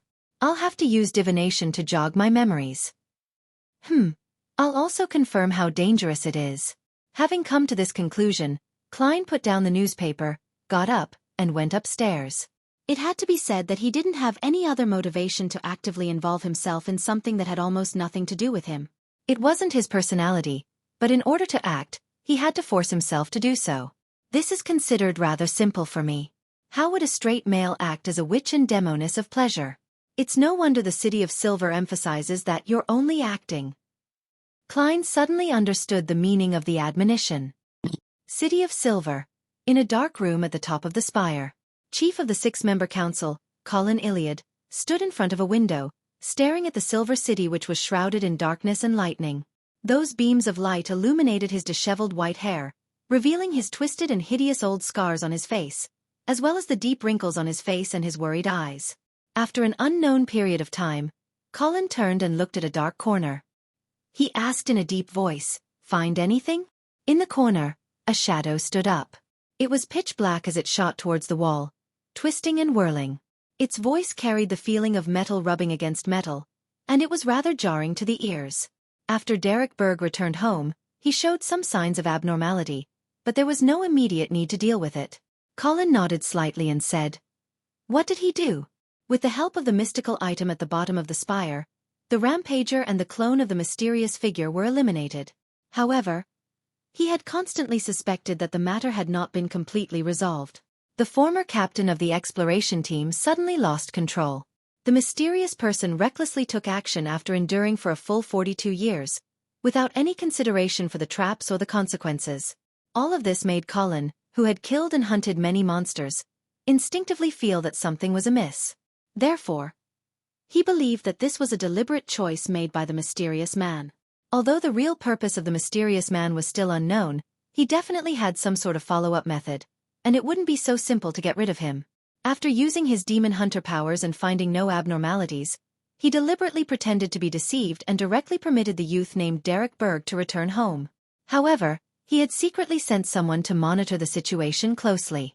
This was completely different from the detention and observation method which Colin had used in the past. It was a change he had no choice but to make. The black shadow that was slightly gyrating replied. After he entered the room, he sat on the edge of the bed and muttered to himself for quite a while. As I was afraid that the mysterious man would discover me, I didn't get too close, so I couldn't clearly hear what was being said.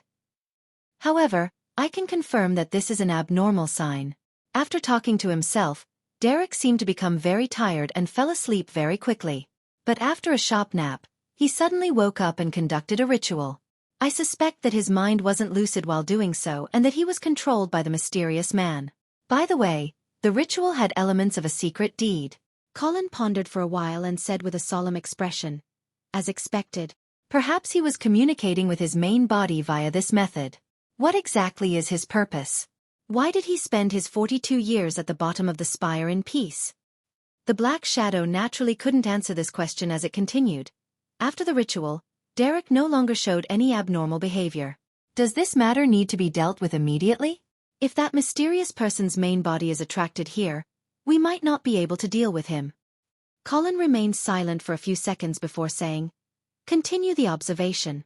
That mysterious person has yet to show any substantial malice, so our reaction can't be too intense. Sigh, do you remember that prophecy? It's almost time for disaster to befall. The further we explore, the more strange ruins we find, and the more dangerous the items we harvest. By your will, Your Excellency." The black shadow slowly retreated back into the ground and disappeared. At this moment, in the Berg household, Derek began to cough so violently that his heart seemed to almost burst. Cough, cough, cough. He crouched down and coughed non-stop until his throat began to itch, and he coughed out something. Splat! A translucent object slid across his throat and fell to the ground. It was a worm with the length and thickness of a finger. There were some transparent areas on its body, forming rings. Derek had seen something like this at the bottom of the spire previously, and he was certain that he was already free of Amon's influence. He bent down and picked up the translucent worm, and finally, he was able to count the total number of rings on its body. There were a total of 12. What is its use? What can it be used for? It seems to be dead. Derek lost himself in thought. Winter County in the northern part of the Lone Kingdom. A black Gothic cathedral towered over the snow-covered mountains as it occupied a vast stretch of land. In front of it was a cliff, and its surroundings was a vast expanse of whiteness with utmost silence. This was the church of the Evernight goddess's headquarters, known as the Cathedral of Serenity. The dark-haired, green-eyed Leonard Mitchell had a black windbreaker draped over him as he wore red gloves and walked out of his room.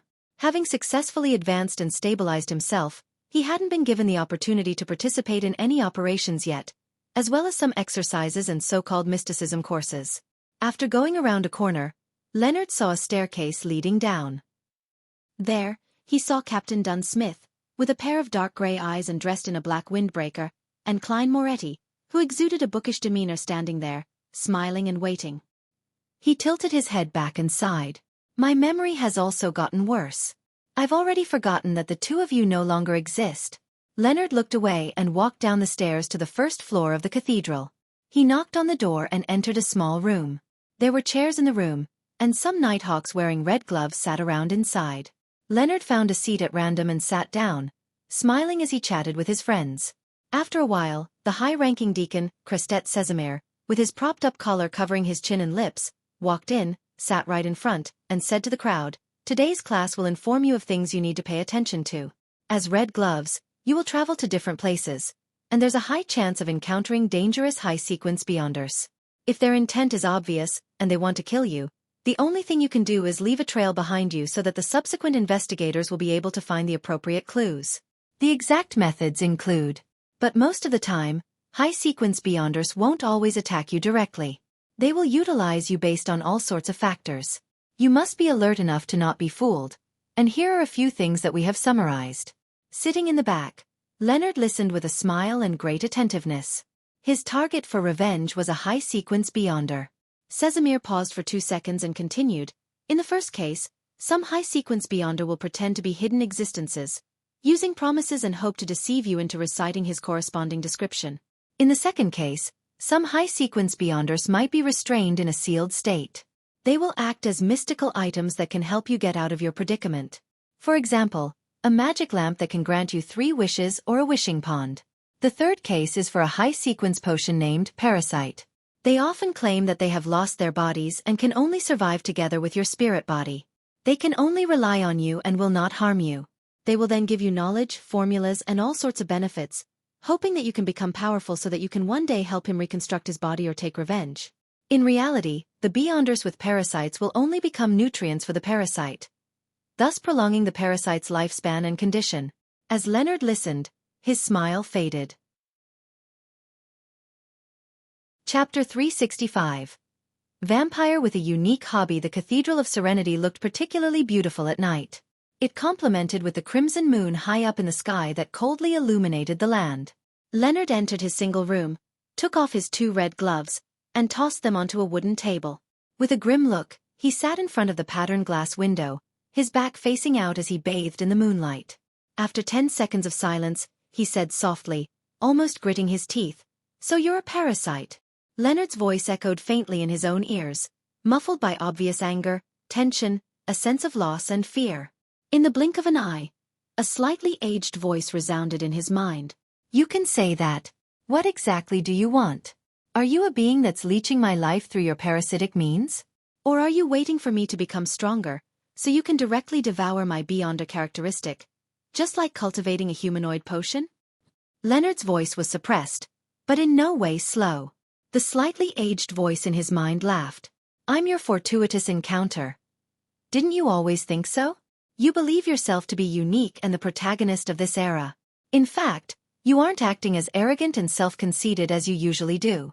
Ultimately, you're wary of me. Hehe. After I taught you the acting method, you didn't even focus on studying it. All you did was a very superficial attempt at it. You wasted a very long time before you digested it and even hid it. You didn't pursue the nightmare potion. It was only after you met with the spawn of the true creator and suffered a setback were you willing to advance to sequence 7. Your regret has made you hallucinate. Leonard, think about it carefully. Would I not understand the Church of the Evernight Goddess? When I dealt with them, even the so-called Chinese hadn't even been born yet. Would I not know that the Church of the Evernight Goddess knows of parasites? Would I not realize that the Red Gloves would grasp certain secrets to prevent the infiltration of high-sequence beyonders? But did I ever stop you from joining the Red Gloves?" After a few brief changes in expression, Leonard finally fell silent, saying nothing. The voice in his mind laughed again. "Do you feel like you have aged faster than your real age? No, right? I can live for at least another 100 years. I'm not in a hurry to take over my host's life. As for your beyonder characteristics, humph. We aren't even in a similar pathway that allows exchanging.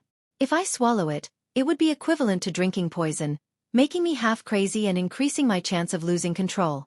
Do you think that I would do that? Evernight is grouped with Giant and Death, while my beyonder pathway's goal is that of the Apprentice and Seer." Leonard looked at his body, which was illuminated by the crimson moonlight. After some thought, he asked again, "What exactly do you want to do? What is your purpose?" The slightly aged voice in his mind sighed. "Didn't I already tell you? I've suffered tremendous damage, and I need a host to recover slowly, and I have to hide from a terrible enemy. The Nighthawks, the Church of the Evernight Goddess, is quite a good choice for a host."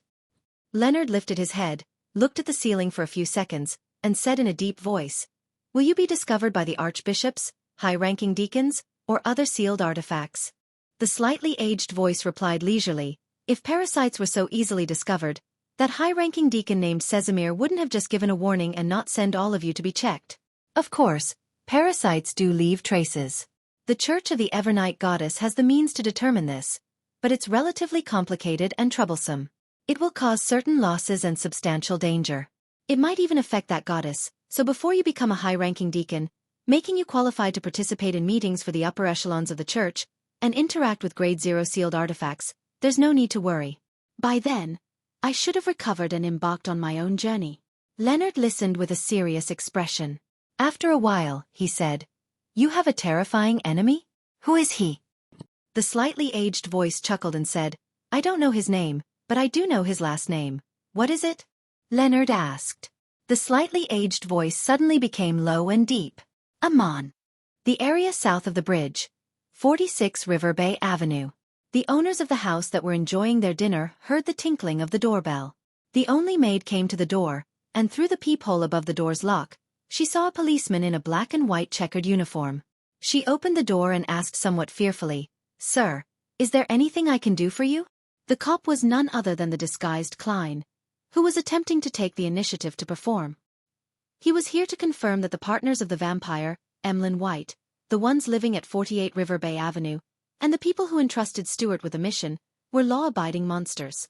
Yes, law-abiding monsters. Although this doesn't sound right and sounds a little funny, it's how I would react with my true thoughts. Klein emphasized in his heart. The police uniform he wore wasn't a fake that he specially tailored. It was a product of his ordinary clothes and hallucinatory effects. A magician had to do what a magician would do. Klein didn't monitor 48 River Bay Avenue because he believed that Emlyn White's companions had long since moved away. As monsters and non-humans, moving to another residence was the most basic thing to do after a comrade disappears for several days. They had to suspect that Emlyn White was captured by the Nighthawks, the mandated Punishers, or other official Beyonder organizations, and it was necessary to assume that he might be dead at any moment.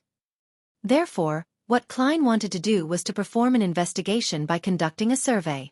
He maintained the arrogance of a low-ranking policeman towards an ordinary citizen.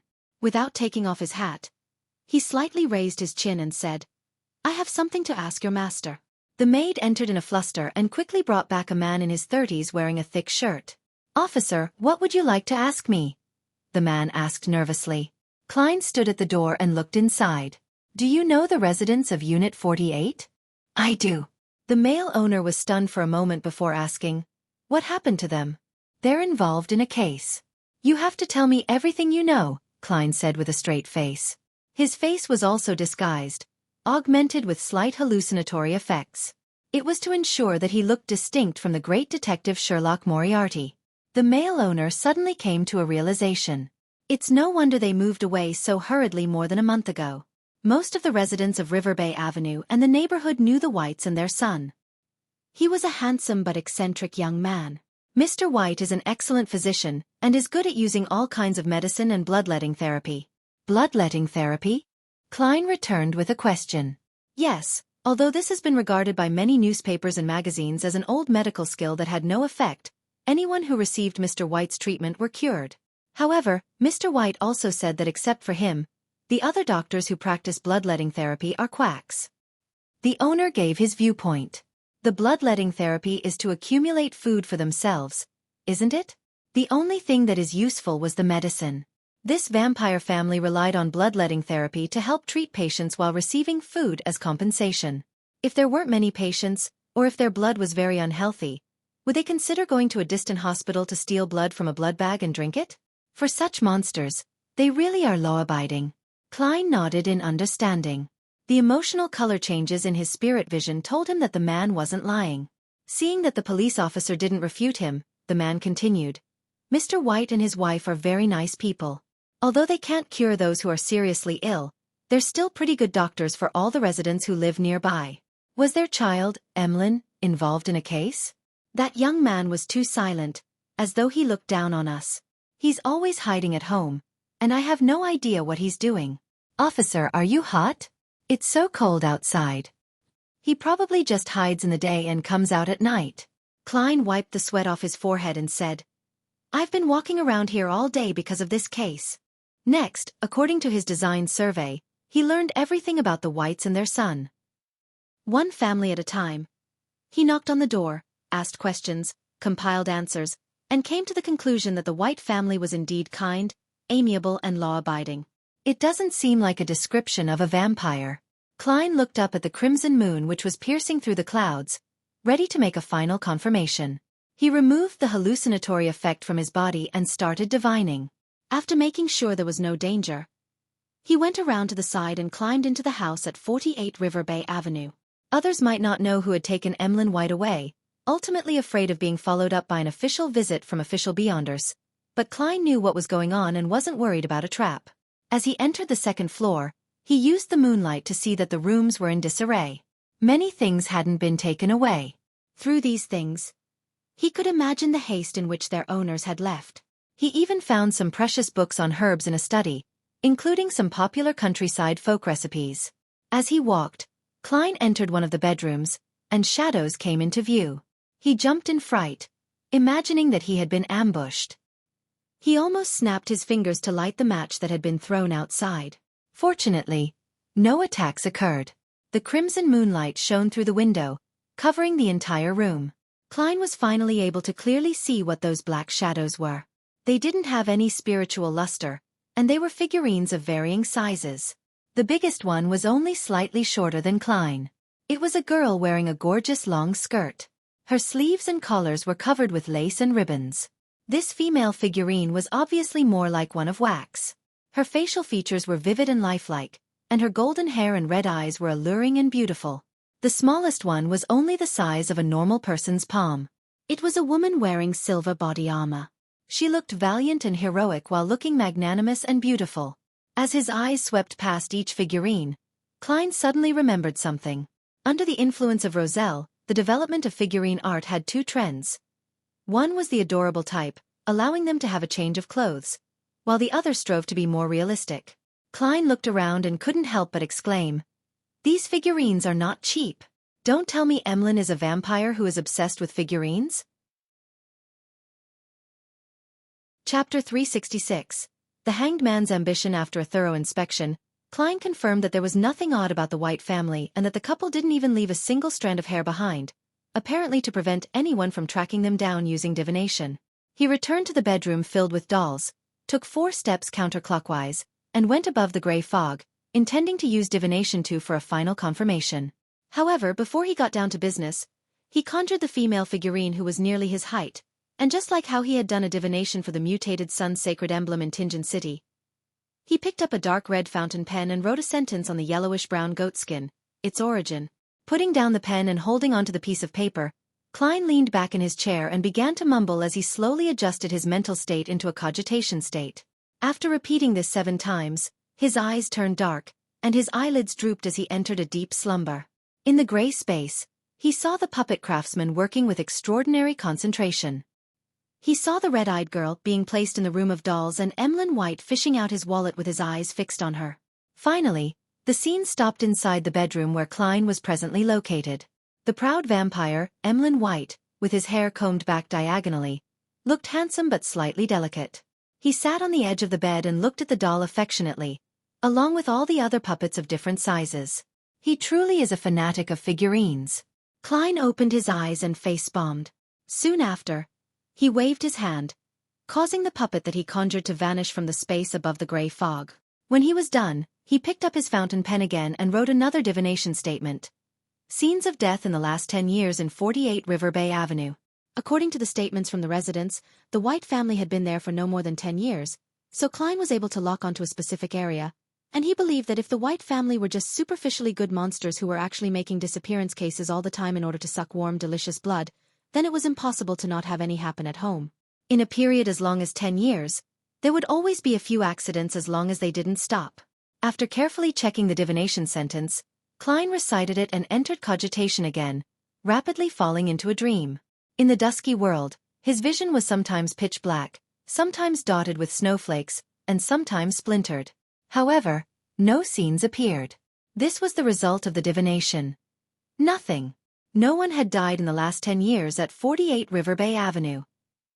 By taking into account all the factors involved, it's possible to make a preliminary conclusion that the White family was a law-abiding vampire family, other than a few instances of petty theft. As Klein looked at the long mottled bronze table in front of him, he wrapped himself with his spirituality and plummeted into the gray fog. Returning to the real world, he carefully removed the traces he had left behind and left 48 River Bay Avenue. Instead of making his final conclusion, he took a detour to the River Bay police station, where he easily sneaked into the archives by mixing himself in among the thieves and drunkards, allowing them to serve as a foil for his disguise. There, he boldly lit the gas lamps inside. Then, Klein pulled out the last 10 years of missing persons records and paged through them. From time to time, the police officers on duty would pass by the door, but their eyes didn't notice any light leaking out from the archives. There's nothing suspicious at all. After an unknown period of time, the black-gloved Klein placed the docket back. Then he turned off the gas lamp, took off his hat in the darkness, pressed his hand to his chest, and bowed towards the lobby. On his way back to Minsk Street, Klein took a shower, changed his clothes, sat down at his desk, and spread out the map of Backlund that he had first bought on the steam locomotive. The first thing he did was find Rose Street, which was on the south side of the bridge where the Harvest Church was located. This was where Father Utravsky was the bishop of the cathedral and had Emlyn White imprisoned in his basement. Soon after, Klein's gaze moved as he familiarized himself with the names and layout of the surrounding streets. A performance can't be done too hastily or with an excessive thirst for success. One has to slowly immerse the audience into the act. Klein whispered, unfolding a piece of paper and lowering his pen. Dear Detective Stewart, I wonder if you've found Emlyn White? I've been keeping an eye out for you lately, and one of my informants told me today that he has seen this man on Tativa Street in the area south of the bridge. Of course. He simply said that the person he saw looked similar to the man in the portrait. Putting down the pen, Klein folded the letter neatly, stuffed it into an envelope, and affixed a black stamp worth 1 penny. Above the vast boundless Sonia sea with undulating waves churning beneath it, the Blue Avenger advanced forward steadily without any signs of shaking. Alger Wilson sat in the captain's cabin with a brass sextant in his hand, but his eyes were closed. Without a sound, a smile suddenly appeared on his face. I've finally digested it. Alger opened his eyes and raised his hands, causing the surroundings to glow with an azure light. The azure lights intersected and turned into a huge wave that swept forward. Alger pressed his hands together, and the wave disintegrated, turning into countless raindrops that fell onto the deck. After nearly 4 months, his seafarer potion had finally been digested. During this period of time, not only had he spent a long time wandering the seas, completing all the missions assigned to him by the church, but he had also deliberately sought out new sea routes and sought out undiscovered islands. After a few setbacks, he was finally met with success. This, in turn, led to the digestion of the potion, allowing him to figure out his principles as a seafarer. The core principle involved being intimate with the sea, to masterfully grasp information regarding sea routes and the weather, as well as exploration and discovery. The always heavy Alger couldn't help getting out of his seat. He paced back and forth in the captain's cabin, thinking of the future he longed for. After obtaining the potion formula for the Wind Blessed and finding the corresponding Beyonder ingredients, he would hide his advancement to Sequence 6 from the church. Then, he would repeat the same process again, striving to become a Sequence 5 ocean songster within 3 years. During this process, he had to serve as the captain of the Blue Avenger and avoid entering the mandated Punishers with its complicated social relationship so as to prevent his secret from being exposed. Once I'm promoted to Sequence 5 and gain sufficient strength, I'll be able to secretly return to that place. Alger subconsciously looked to his right. His gaze seemed to pierce through the planks of the ship and the vast sea, and onto an ancient and hidden island. Alger wasn't worried about his future advancement within the church. Once he fulfilled his wishes, he would be able to fully focus on seeking a higher position in the church. At that time, he would continue to disguise himself as a Sequence 7 despite being a Sequence 5 and drink another Wind-Blessed potion. This would increase his Beyonder characteristics, strengthen him, and slow his digestion, but it wouldn't endanger his own safety. For the same reason, after Sequence 5 was completely digested, he could imbibe another ocean songster and repeat the normal process. This would only push him closer to losing control, but he also had solutions to that. It was to find a woman to marry and transfer the extra Beyonder characteristics to his children. After doing this, I'll be able to move closer to the level of a cardinal and approach the level of a high-sequence beyonder. This is my chance in such an era. In his mind, Alja had already sketched out the image of himself wearing the robe of a cardinal as he occupied a high position in the church and had many mandated punishers under his control. After being intoxicated for a moment, he withdrew his gaze and regained his senses. What follows will increase in difficulty with each step. Fortunately, I have the tarot gathering and Mr. Fool. Although there are dangers underlying it as well, any path to improving myself will involve risk. I have to try to gather those Roselle diary pages as quickly as possible. I should grab the chance to raise a question and understand what that card beside Mr. Fool's hand is. The one which only shows its back. It wasn't there previously. Card. Roselle's diary. Could it be the item I'm thinking of? Alger's eyes narrowed as his pupils constricted. 15 Minsk Street. Klein yawned, switched off the gas lamp, and slipped into bed. He originally had another plan. He had wanted to use divination to grasp the origin of the biological poison bottle, and obtain the first 3 potion formulas for the sequence from the werewolf beyonder characteristic. But after a busy night dealing with the matter regarding Emlyn White, he felt a little tired and decided to try again the next day above the grey fog. Just as he lay down and closed his eyes, Klein suddenly felt that something was wrong. This was the spiritual intuition of a seer. It has already been several days since I obtained the werewolf beyonder characteristics and the biological poison bottle. It's not like I haven't been in a good mental state during this period of time. Yet, I have been repeatedly delaying the divination. This is very abnormal. Klein sat up, carefully thought about it, and recalled a similar incident. The first time he met Megos, he had wanted to directly use his spirit vision to observe her mental state. But he naturally ended up missing the opportunity due to momentarily being taken aback. It was only at the end that he found out that it was because Megos had an evil god spawn in her stomach. His spiritual intuition as a seer had stopped him without leaving a mark, preventing him from losing control and collapsing right on the spot. It's very similar, and this time, it's even more obvious. I remember that Miss Sharon mentioned that the Rose School of Thought's control over their members far exceeds my imagination. Everyone's body and soul seem to be bound by something, which is also the reason why information regarding the mutant sequence is rarely leaked out. They believe in the chained god. So, when using the beyonder characteristic of a werewolf to deduce the corresponding potion formulas, it would directly involve this evil god and bring about consequences that I don't wish to bear? Klein thought about it seriously and felt that there was something suspicious about it. Back when I divined the mutated sun's sacred emblem and the ear left behind by the listener, my spiritual intuition hadn't stopped me. Could it be that the chained god is stronger than the eternal blazing sun and the true creator? Or could it be that his nature allows him to restrain the grey fog and even be able to effectively invade it? Of course, the source of the danger can also be the biological poison bottle. Thinking of this, Klein, who was always cautious, decided to attempt divining the biological poison bottle tomorrow and see if his seer's spiritual intuition would stop him. Chapter 367. Threatening Letter. Tuesday morning. The weather remained as cold as it usually was this season. Klein tightened the collar of his tweed coat, put on his hat, and pulled open the door. He was heading to the end of the street, where the mailbox was, to post a letter to Detective Stewart. Since it wasn't that far, there was no need to dress neatly or heavily, but Klein had just recovered from his cold, so he had wrapped himself up thickly just in case. Perhaps it was because of the strong wind last night, but the air in Backlund was surprisingly good. Klein subconsciously slowed down his pace and enjoyed this rare morning. As he passed Jürgen's house, he heard the oriel window creak open and instinctively turned to look. Standing at the window was Mrs. Doris, wearing a black plush hat and a thick grayish-blue scarf. She looked even worse than before, and her body was even more hunched. "Good morning, Detective Moriarty. Thank you for taking care of Brody. He said you were a good man, didn't you, Brody?" Old Granny Doris bent down and picked up the black cat with green eyes.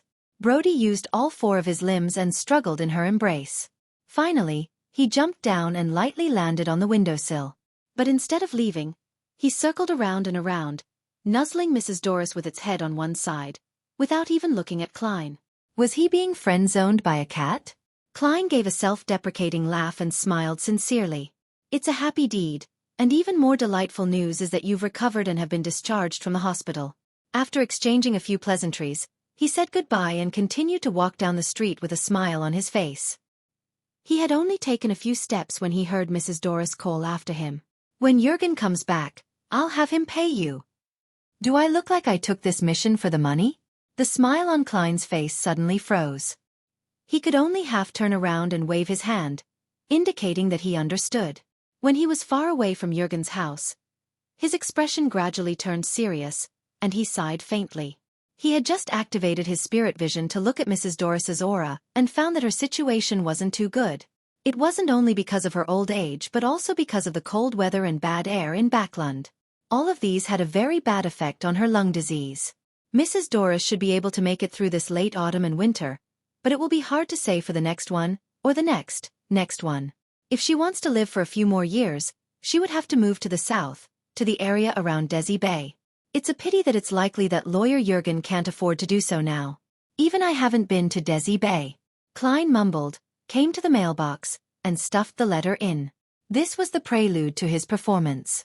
And this evening, he would head to the Harvest Church as a detective and do the rest of the preparations. After buying a Desi pie for breakfast, Klein returned via his original path and was quite at ease. Before he got close to the house, he saw an elegantly decorated carriage parked outside. Two ladies in black hats and a ribbon were anxiously pulling on his doorbell, while the maids and bodyguards were scattered around, as though they were on guard against something. "Mrs. Stellan. Ma'am Mary. Do they have something to entrust me with? They look very anxious." With a paper bag containing the Desi pie in hand, Klein approached and said with a laugh, "Ladies, it should be time for breakfast." When they turned back to see Detective Sherlock Moriarty, Ma'am Mary was visibly relieved. "Mr. Detective, you have to help me." In Klein's spirit vision, there was nothing fake about her anxiety, nervousness, and fear. Therefore he nodded his head, pointed at the door and said, "Let's talk inside." As he spoke, he glanced at his landlady, Stellan, and he noticed that her condition was entirely different from the past 2 days. She had become very low and dejected, as though she wasn't interested in anything at all. What happened to her? Although his landlady liked to show off a little, she's someone who loves life a lot. Klein took out his key and opened the door. After entering before she could sit still, Ma'am Mary impatiently said, "Detective Moriarty, I received a threatening letter." "Threatening letter?" Klein put down the Desi pie, clasped his hands and asked, "What does the letter say?" Ma'am Mary glanced sideways at Mrs. Stellan, and seeing that she wasn't quite as active as usual, she said after some deliberation, "That letter asked me to handle the smoke of the factory impartially when I carry out the atmospheric pollution investigation and to acknowledge their contributions, or else I would end up like the doll that came with the letter." The doll's head was ripped off, and its arms and legs were broken. Ma'am Mary seemed to recall the feeling when she opened the letter, and she said with a trembling voice, "This is the first time I've encountered something like this. I don't know if it will become a reality or not. I didn't know that I would have to experience such cases when I became a member of the Investigation Council. I didn't know, ma'am. Perhaps Emperor Roselle once said that there are only 2 ultimate forms of hatred between people. One is to murder the other person's parents, and the other is to destroy another person's means of earning money." Klein solemnly nodded his head and said, "My suggestion is to report it to the police." From his point of view, Ma'am Mary was now a member of the National Atmospheric Pollution Council. Her status was completely different from before, and the police would certainly not take the threats she received lightly. Moreover, this involved the development of a governmental policy and wasn't an ordinary matter, so there was a high probability that the police department would hand the case over to the church's Beyonder organization in order to solve this case as soon as possible. Based on Ma'am Mary's status as a follower of the goddess, the Nighthawks was an inevitable choice. This way, even if Klein wanted a share of the reward, he didn't want to involve himself in it. "I've already done so, but it doesn't reassure me." Ma'am Mary pursed her lips and said, "Do you know what they said?" "They said that threatening letters were formed by cutting the words from newspapers, and the doll could be bought from anywhere. It would be very difficult to find the sender in a short period of time. And they only sent 1 policeman to protect me. Goddess, is this how they treat a helpless citizen's cry for help?" Ma'am Mary paused, looked earnestly at Klein and said, "Detective Moriarty, I believe you can help me, not only because of your performance from that matter but also because of Mike's approval, Aaron's praise, and Talam's extolment. And I know you made a great contribution in that serial murder case. Don't worry, I will pay you well enough. Your words make me happy, but something doesn't seem right. Unless the police have already been bribed, they would probably transfer the case to the Nighthawks, and with beyonder means such as divination available, it would be impossible for a letter made up of words from a newspaper to avoid detection. The sender would have either been caught already, or they would have means to interfere with divination. The latter would only lead to a formal and large-scale intervention by the Nighthawks.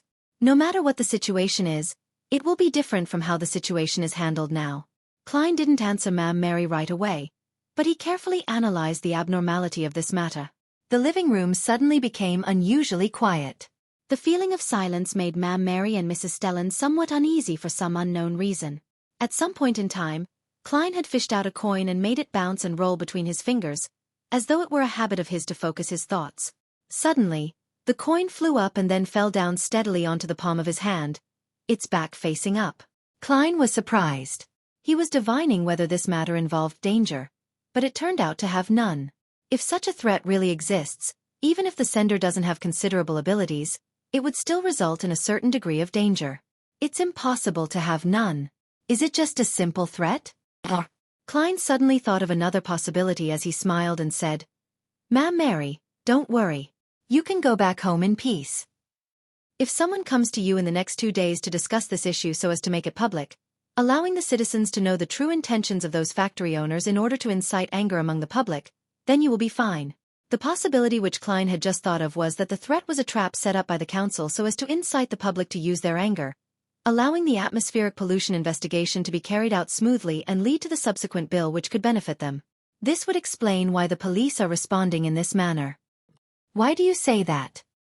Ma'am Mary asked, frowning. Klein smiled and replied, "That's what I've deduced." "And if what you claim doesn't happen in 2 days?" Ma'am Mary pressed. Klein said sincerely, "Then I will provide protection. In any case, there's no danger," he added inwardly. After comforting and sending off Ma'am Mary, he went above the grey fog to confirm the matter and received the same result as before. By then, his desi pie had turned cold. Ma'am Mary returned home with some apprehension and uneasiness, wondering if she should invite Stellan to stay with her for a few days. At that moment, her housekeeper informed her that the eldest son of Count Hall, the chief secretary of the National Atmospheric Pollution Council, Mr. Hibbert Hall, had come. After both of them entered the living room, before Ma'am Mary could even open her mouth to speak, the handsome blonde gentleman spoke first. "Ma'am Mary, I've heard of what has happened to you. It's a disgrace to Backland, and even to the whole kingdom, and I'm deeply sorry for it. Don't worry, everyone in the committee will stand with you." "Thank you for your concern," Ma'am Mary responded gratefully. After a moment of consideration, Hibbert Hall said, "Ma'am, I wish to get a reporter to interview you regarding this incident. I want to tell everyone about what happened to you and how despicable this act is. I want to let everyone see how outrageous those people who have contaminated Backland's air are. There's no sign of repentance. Please agree to my request." It's exactly as Detective Moriarty described. Ma'am Mary was momentarily at a loss for words. After breakfast, Klein rested for a while. Since he had nothing better to do, he went above the grey fog in preparation to divine the origin of the biological poison bottle. This time, he didn't delay it at all. Chapter 368. Taking him by surprise, the stone pillars of the ancient and majestic palace supported the high dome. Klein sat at the end of the long bronze table, holding a translucent brown bottle. He checked it over and over again, but he didn't sense any danger from it. "Let's begin." He conjured a pen and paper and wrote the divination statement. Its origin. Putting the fountain pen away and bracing himself for a blow, Klein glanced at the paper and the biological poison bottle, leaned back in his chair, and entered cogitation while reciting the statement. Soon, he entered a hazy grey dream world and saw a dark but spacious room. There were king cobras, black widows, and other strange plants and animals in the room. It was a messy and harrowing scene. A middle-aged man in a white coat was standing in front of a long table in the middle of the room. He threw the snake gall and spider venom into the huge black pot that hung from the ceiling. In the end, he even put in a few items that possessed a strong spiritual luster. For example, they would sometimes disperse into a black gas, and other times condense into dark green lung-shaped objects. Otherwise, they would be in the form of a tube containing a clear azure liquid or fiery red eyes. The air around the black iron pot gradually became viscous. It was gathering towards the center, but it was constantly being pushed aside, making it difficult to achieve its goal. When the white-robed middle-aged man saw this scene, his brow slowly creased.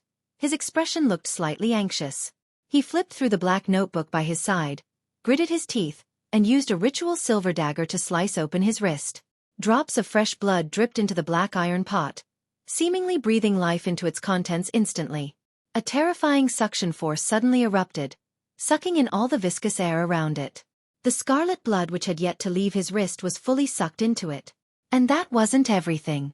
Regardless of how the white-robed middle-aged man struggled to resist, or how he revealed a terrified expression, he couldn't prevent his body from approaching the iron pot. His body was stretched, his head was compressed, and amidst his screams, he was eaten little by the pot. The hanging specimens, plants, and anything that could move or be moved, all flew into the pot. Brown fog suddenly filled the room, quietly ebbing and flowing. By the time it was all over, the room was empty except for the brown translucent bottle lying quietly in the middle of the clearing. The scene quickly faded away, and the dream world shattered. Klein opened his eyes and muttered to himself, "So the biological poison bottle is a product of a death-seeking experiment. I thought it was a Beyonder characteristic left behind by some Beyonder. If that were the case, I'd have been able to divine a formula." To Klein, a Rampager's spirituality and Beyonder characteristic, as well as a spirituality and Beyonder characteristic which was contaminated by an evil god, could all be used to divine a formula. Just like the all-black eye which Nimble-Right Master Rosago left behind. It was thanks to the isolation effects of the gray fog, and how the mysterious space was able to eliminate negative influences, giving him the ability to court death. Of course, a Beyonder characteristic involved many other additional factors. In theory, the chances of failure were extremely high, but Klein only had the confidence to do so after advancing to magician. Similarly, a sealed artifact formed by Beyonder characteristics could also be used to divine the formula for a potion. However, if they were mainly ingredients, then through the production processes and dangerous experiments done by an artisan or other Beyonders, turning them into mystical items, then Klein's divination would be useless at his current state. Even with the enhancement effect provided by the mysterious space above the gray fog, it was useless. Not bad. At least I don't have to worry about the biological poison bottle having any other latent risks anymore. Klein glanced at the werewolf Fong and wisely abandoned his curiosity. In Empress Borough, the opulent villa of Count Hall, Audrey continued her study of psychology. By her feet, the huge golden retriever Susie was sitting there, her eyes shining. From time to time, she wagged her tail, as if enjoying the scene. Psychiatrist Escalante finished the introduction material and deliberately made a casual remark. Actually, there is such a theory. It's believed that humans would inherit a certain amount of their ancestors' consciousness over the generations, thus forming the underlying logic of one's behavior patterns. For example, although many people have never seen a poisonous snake, they would instinctively feel afraid and wish to avoid it once they encounter one. Why is that? This is theorized to be an instinct that we inherited from our ancestors, something that is hidden in the deepest recesses of our consciousness. In ancient times, people constantly fought with poisonous snakes and all kinds of ferocious animals, and they gradually carved this memory into their consciousness and passed it down. How does it get passed down? Audrey asked with interest. Escalante, with her long hair which reached her waist, laughed.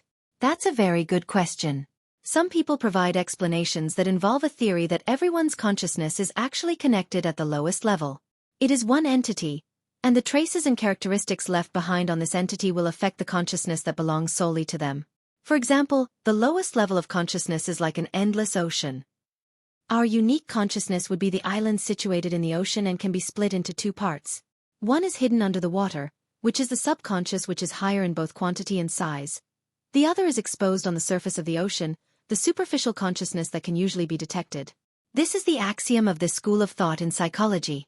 Audrey glanced at Susie, stroked the golden fur on its neck and said, "So, we can use this connected ocean to influence the consciousness of others and achieve the goal of curing certain mental illnesses?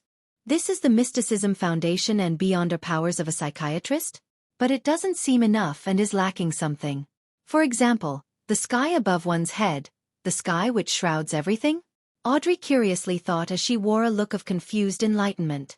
"You're really talented in this area," Escalante praised in delight. "However, we can only affect a portion of the surrounding ocean, and through it, we can affect those who are close to us. If we venture deeper into the ocean, It will be easy for us to lose ourselves. She looked up at the ornate and complicated clock on the wall, smiled, and said, "Time's up, this is the end of today's class. Miss Audrey, if you're interested in this psychological school of thought, then we can continue talking about it next time." "All right." Audrey stood up and bowed. Watching Escalante leave, she nodded in thought. Ma'am Escalante doesn't seem like a real psychiatrist. At most, she's like me, a telepathist. Was what she just talked about the axioms of the psychology alchemists? They really are patient. Why aren't they trying to recruit me yet? As Audrey was in thought, Susie commented happily from the side. "Audrey, I feel like she's the same type of person as us." "No, I mean the same type of dog." "No, that's not right." Woof. Susie, who only had a rudimentary grasp of the human language, fell into a state of confusion, unable to find the right words to describe her feelings. South of the bridge, Rose Street, outside the Harvest Church. Klein, in his normal disguise, looked up at the sacred emblem of life on the facade, held his cane, climbed the steps, and stepped through the main door. The first thing he had to do was to confirm the situation. Only by doing this could he perform better so as to ingeniously rescue the vampire, Emlyn White, without garnering suspicion.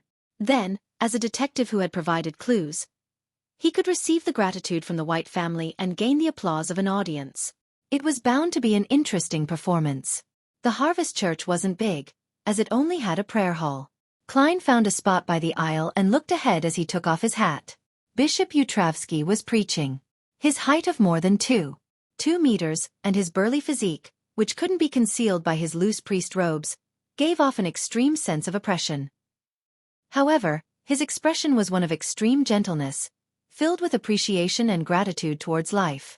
In front of such a priest, no one dared to cause a ruckus.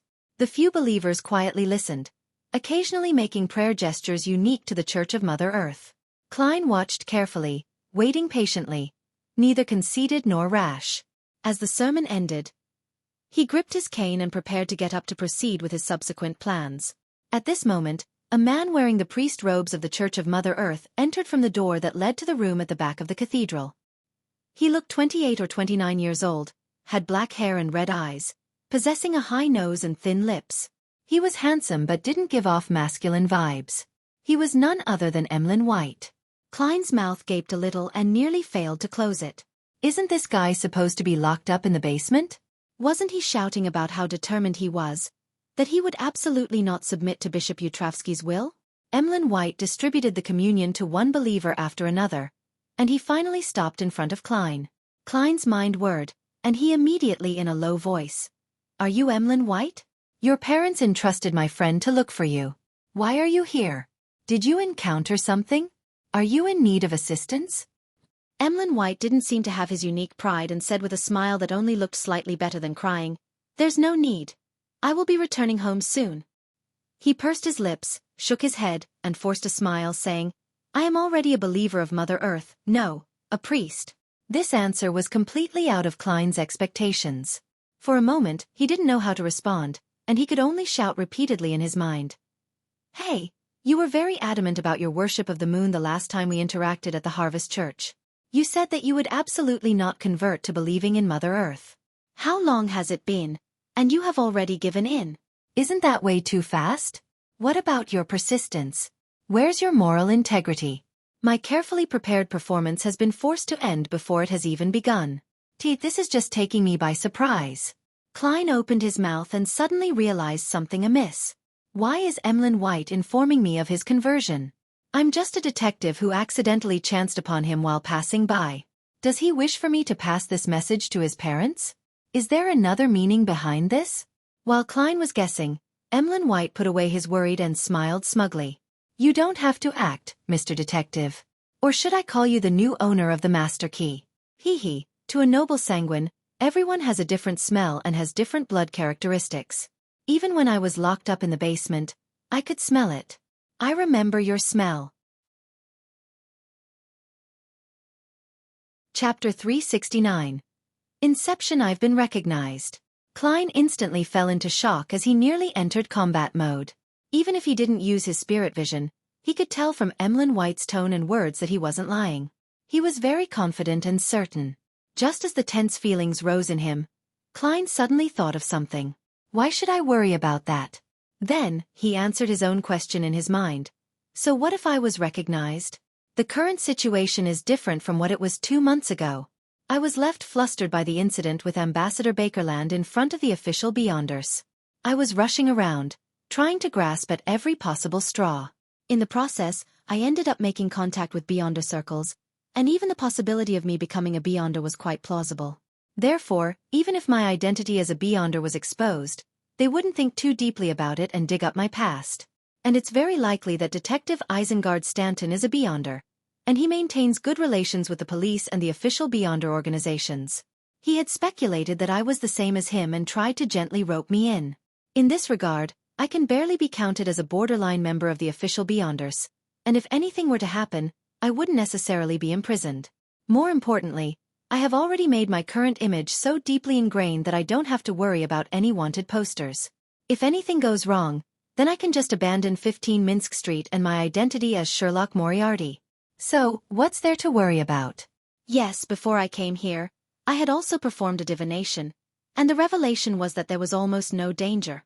As these thoughts flashed across his mind, Klein's contracted pupils, slightly appalled expression, and his fight or flight state eased, as if he was discussing the day's weather with Emlyn White. Seeing his calm expression, Emlyn White raised his eyebrows, took a few steps to the side, and squeezed past him before slowly sitting to his side.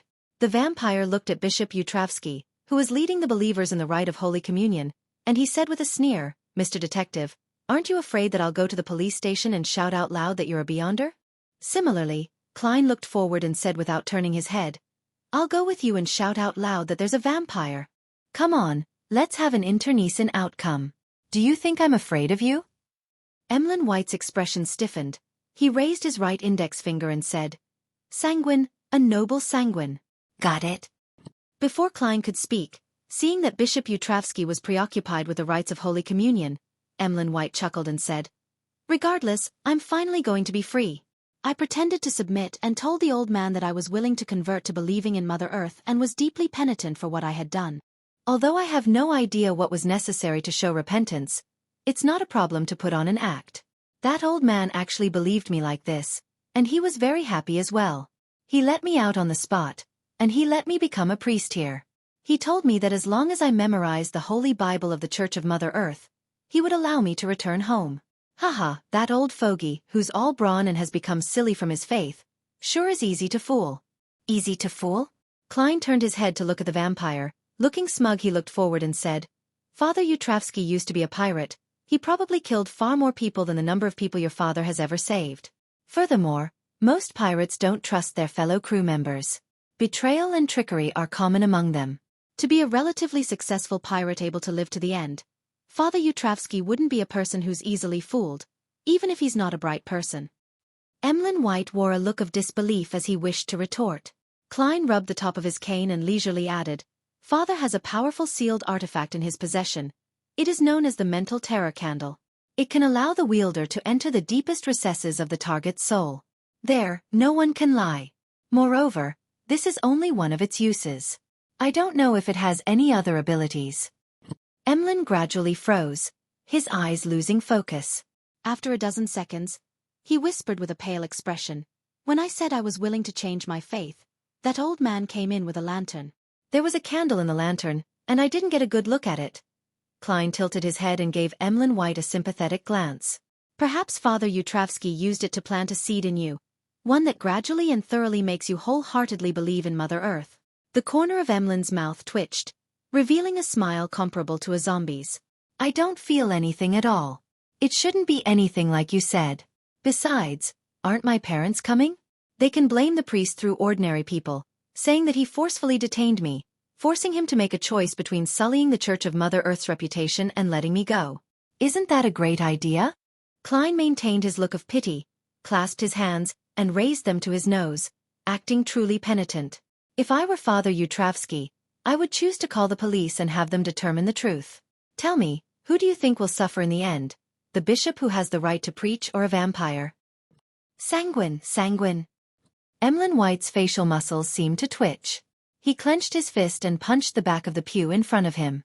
"I can wait. Once I memorize the Holy Bible, I will ask the old man to let me return.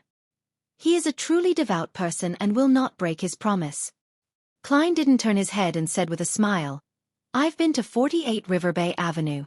Your parents have already moved away. Naturally. Not only will they move away, they will also move to somewhere I'm not aware of. Emlyn White responded without hesitation. Klein added with a relatively relaxed tone. They moved in a hurry. They left a lot of things behind, such as the things in your room. Emlyn White's expression suddenly became extremely wonderful. He gaped his mouth, abruptly stood up, squeezed past Klein, and rushed towards Bishop Xueqi, who stood in front of the sacred emblem of life. Father, Bishop, I want to return home. I want to return home. I want to return home. Emlyn shouted. Seeing that there were still believers who hadn't finished their Holy Communion yet, Father Xueqi didn't respond. He merely gave the pitiful vampire a calm look. Emlyn quickly shut his mouth and became quiet. He paced back and forth, looking extremely anxious. Smiling, Klein stood up, took his cane and hat, and strolled down the aisle to the front pew of the cathedral's hall. When Holy Communion was over, he walked up to Father Xueqi and said with a serious expression, Bishop, I don't know why you're retaining Emlyn here, nor do I want to know. I only know one thing. His parents have entrusted me to take him back. If this giant-like priest agrees to my request so easily, I can only light a vigil candle for this vampire, Emlyn. No, I'm sure he will hate candles from this day forth. It's best to mourn for him. Klein secretly thought. Father Xueqi looked down at them and replied gently, Emlyn can return home at any time. Klein gave Emlyn White a glance, raised his right hand, and tapped his chest. He wanted to gesture the sign of the crimson moon by tapping in a clockwise fashion, but in the end, he forced himself to draw the triangular sacred emblem. Emlyn became rather anxious from the look Klein gave him. Without a word, he rushed to the door of the cathedral and left without a hitch. Klein followed him at a moderate pace without any signs of anxiety. After proceeding forward in what appeared like a jog, Emlyn suddenly slowed down and said in a daze, I feel like I'm starting to miss the Harvest Church, the feeling of memorizing the Holy Bible, and the sacred emblem of life.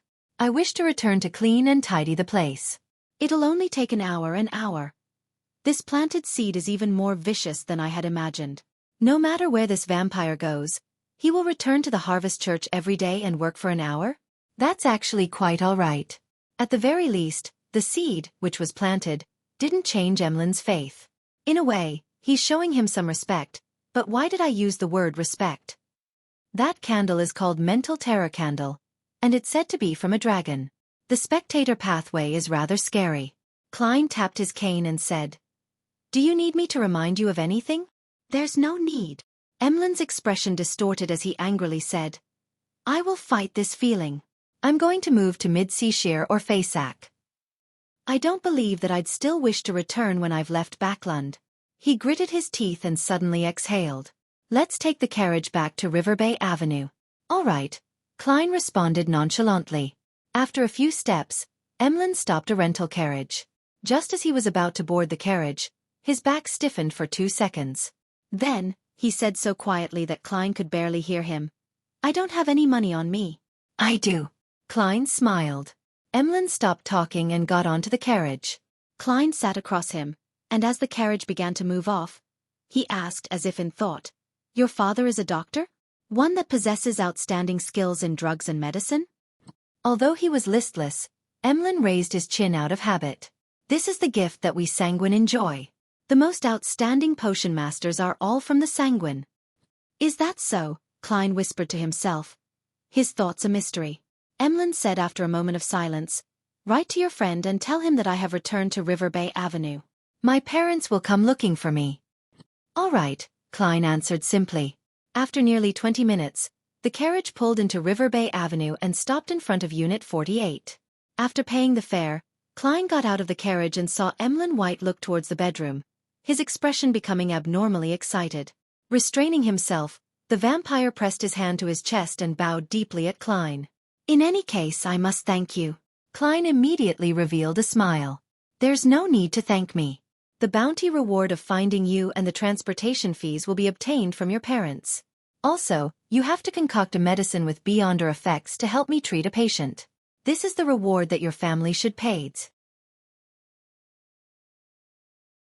Chapter 370. The audience's applause, bounty reward, transportation fees, and medicine with beyonder effects. Emlyn White was left momentarily dazed when he first heard that. This was not the answer that he had expected. What about your gentlemanliness? The vampire thought in shock. As a detective, abiding by clear accounting principles is necessary. Besides, you've even delayed my visit to the Quelag Club. I don't know what food they've offered in limited supply for the past 2 days. Klein looked at Emlyn White as he joked and lampooned silently.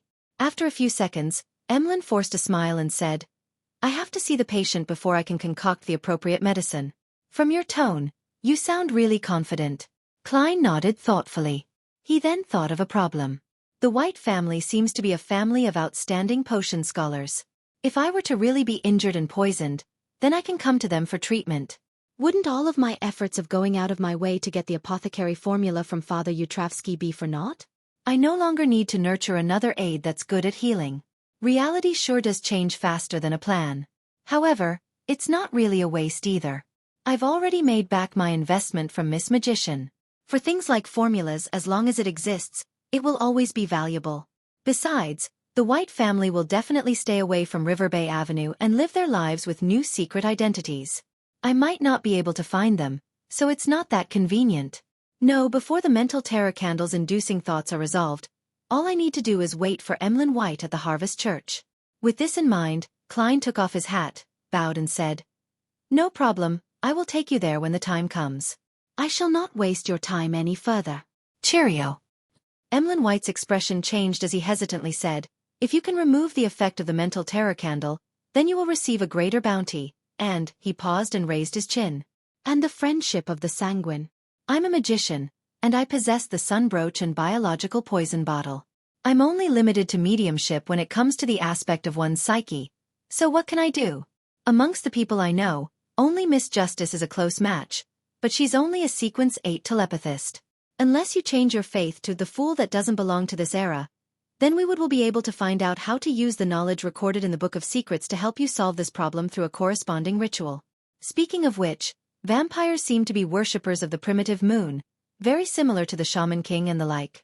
Could the ancient god recorded in the City of Silver, the vampire ancestor, Lilith, be the primitive moon? Klein said with a smile as his thoughts wandered, I'll keep a lookout for ways to help you. Emlyn White nodded and didn't say anything else. He impatiently turned around and rushed to the door. If it wasn't for the fact that the carriage driver was still nearby, he would have spread his black bat wings and soared directly to the second floor. Klein laughed and shook his head emotively. He rode back in the same rental carriage and arrived at the steam metro not far away. He then made a transfer and returned to Sherwood Borough's 15 Minsk Street. Before entering the room, Klein, who had become accustomed to opening the letterbox, checked for letters. To his surprise, there really was a letter. There was no stamp on the letter. It was addressed to Detective Sherlock Moriarty and was signed off with Jurgen Cooper. Lawyer Jurgen? Puzzled, Klein picked up the envelope and tore it open. Under the light of the street lamp, he saw a piece of paper and 2 bills. The denominations of these 2 notes were 1 soldi and 5 soldi. A total of 6 soldi. I fed the cat 3 times during the period. The agreement was 2 soldi per instance. Realizing the reason, Klein opened the door and lit the gas lamp. As he unfolded the letter, he discovered that it didn't contain much, and the words that Jurgen had handwritten were as precise and serious as he was. Dear Detective Moriarty, thank you for taking care of Brody over the past few days. This is the reward you deserve. I rang the doorbell twice and found that you weren't at home, so I could only put the payment in an envelope and put it in your letterbox. As I might not be able to come back until tomorrow evening, I might miss the verbal agreement which my grandmother promised. Tonight. As a lawyer, I value the validity of verbal agreements and hope that they will be carried out strictly. Finally, thank you once again. Jurgen Cooper. Mr. Lawyer, your gratitude is so dry and boring that it's even inferior to Brody's, but the explanation for your behavior is very detailed. It really fits the Jurgen style. Also, why place it in my mailbox? If this were Earth, in the time before I transmigrated, I might not even look at the mailbox downstairs for months. Klein smiled as he folded the bills and placed them in his pocket. Then, he took out a sheet of paper and wrote to Detective Stewart. After writing the beginning pleasantries, he wrote after some deliberation. I found Emlyn White at the Harvest Church near Tativa Street. It's a very small cathedral belonging to the Church of Mother Earth. It isn't very common in Lone. Emlyn White claimed that it was because of certain matters that he chose to run away from home. Afterwards, he was taken in by the bishop of the Harvest Church and stayed there, becoming a... Klein thought for a moment before writing down the word volunteer. Then he added simply, thanks to my persuasion, he has returned to 48 River Bay Avenue. However, he might visit the Harvest Church often for volunteer work. When he was done, Klein read through it. Then he put down the pen and neatly folded the letter. He rummaged around for an envelope, but he didn't affix the corresponding stamp. He planned to hire someone to deliver it directly to Stuart's house the next day. If he were to go through the kingdom's postal system, even if he were to put the letter in the mailbox now, he wouldn't be able to get it taken away by the postman until tomorrow, and then there would be the process of sorting and delivering it. So, although he was also in the royal capital of Backland, Stuart would have to wait at least until the day after next before seeing the letter. Only then would the Whites be notified. And during this period of time, Emlyn White was a penniless guy with only his figurines. This is also for the sake of receiving payment early. Klein chuckled, tidied up the coffee table, and returned to the second floor to brush his teeth and take a bath. On Wednesday morning, after spending 2 solely and entrusting a rental carriage driver to deliver the letter, Klein bought some of the main ingredients for Desi seafood rice, intending to cook fried rice today. He couldn't help but swallow a mouthful of saliva when he thought of the pearly white rice. After spending some time, he finally cooked a pot of fragrant fried rice with bacon and black tea after going through all sorts of hassles in the kitchen. It was so delicious that tears almost filled his eyes. This is truly a moving and nostalgic taste. After eating 2 large plates of fried rice, Klein sat down on the chair and rubbed his belly. As Emlyn White's situation had too many twists and turns, his performance had already ended before it had even really begun, and he couldn't achieve the desired goal. Thus, he could only look for another opportunity to take the initiative for a performance. However, Klein still benefited from this. Failure was also an experience, and it made him understand at least one thing. Unlike ordinary magicians, my performance not only has aides, but it also has enemies and participants. Their reactions and choices can similarly affect its development. I have to consider all of these elements ahead of time. This is also a lesson. It's better to be taught a lesson over such a trivial matter than to be schooled when facing important matters. Klein looked at the empty plate in front of him and contemplated about what other performances he could initiate. After a moment of serious consideration, he realized that there weren't any. Of course, it wasn't absolute. They were just unsuitable for him to do them now. For example, Klein had always wanted to take care of that evil spirit in the 4th epic ruins of the Tudor dynasty. But even if it was Sharon, who had the scarlet lunar corona, and Merrick, who had obtained the rampager beyonder characteristic of a wraith, Klein didn't think that they were able to fight against the high-sequence monster. It was even possible to end up dead before even knowing why. Taking the initiative to perform isn't equivalent to courting death. It's not about using one's life to perform. Klein warned himself. There was something else he wanted to do, but he didn't think there was much of a chance. It was to find the strange child, Willa Septon, who had brought bad luck to the surgeon, Aaron. Klein had always been interested in the tarot card which the child possessed, and he wanted to confirm if it was a mystical item. Unfortunately, this case had already been taken over by the Nighthawks, and Klein didn't want to get involved with his former colleagues. I'll wait for Dr. Aaron's break time before heading to the Quelag Club and asking about the progress, and then I'll decide what to do. Klein's thoughts quickly took shape. According to what he knew, Dr. Aaron was usually free on Friday afternoons and Sundays in which he would play tennis at the Quelag Club. Klein had also confirmed one thing through today's Backland Morning Post. There would be a Beyonder gathering tomorrow night organized by Eye of Wisdom. I can't sell the werewolf Beyonder characteristic or the biological poison bottle for the time being. I can't even find someone to turn the former into a mystical item. The high-sequence Beyonders of the Rose School of Thought are definitely still active nearby, filled with rage. I bet they can't wait to find Sharon, Merrick, and their helper before tearing them apart. He had to keep a low profile in this area for the time being. Klein picked up his napkin, wiped his mouth, and began to clear the table. He had wanted to rest for the day and go to the Quelag Club for a leisurely day without taking the initiative to perform.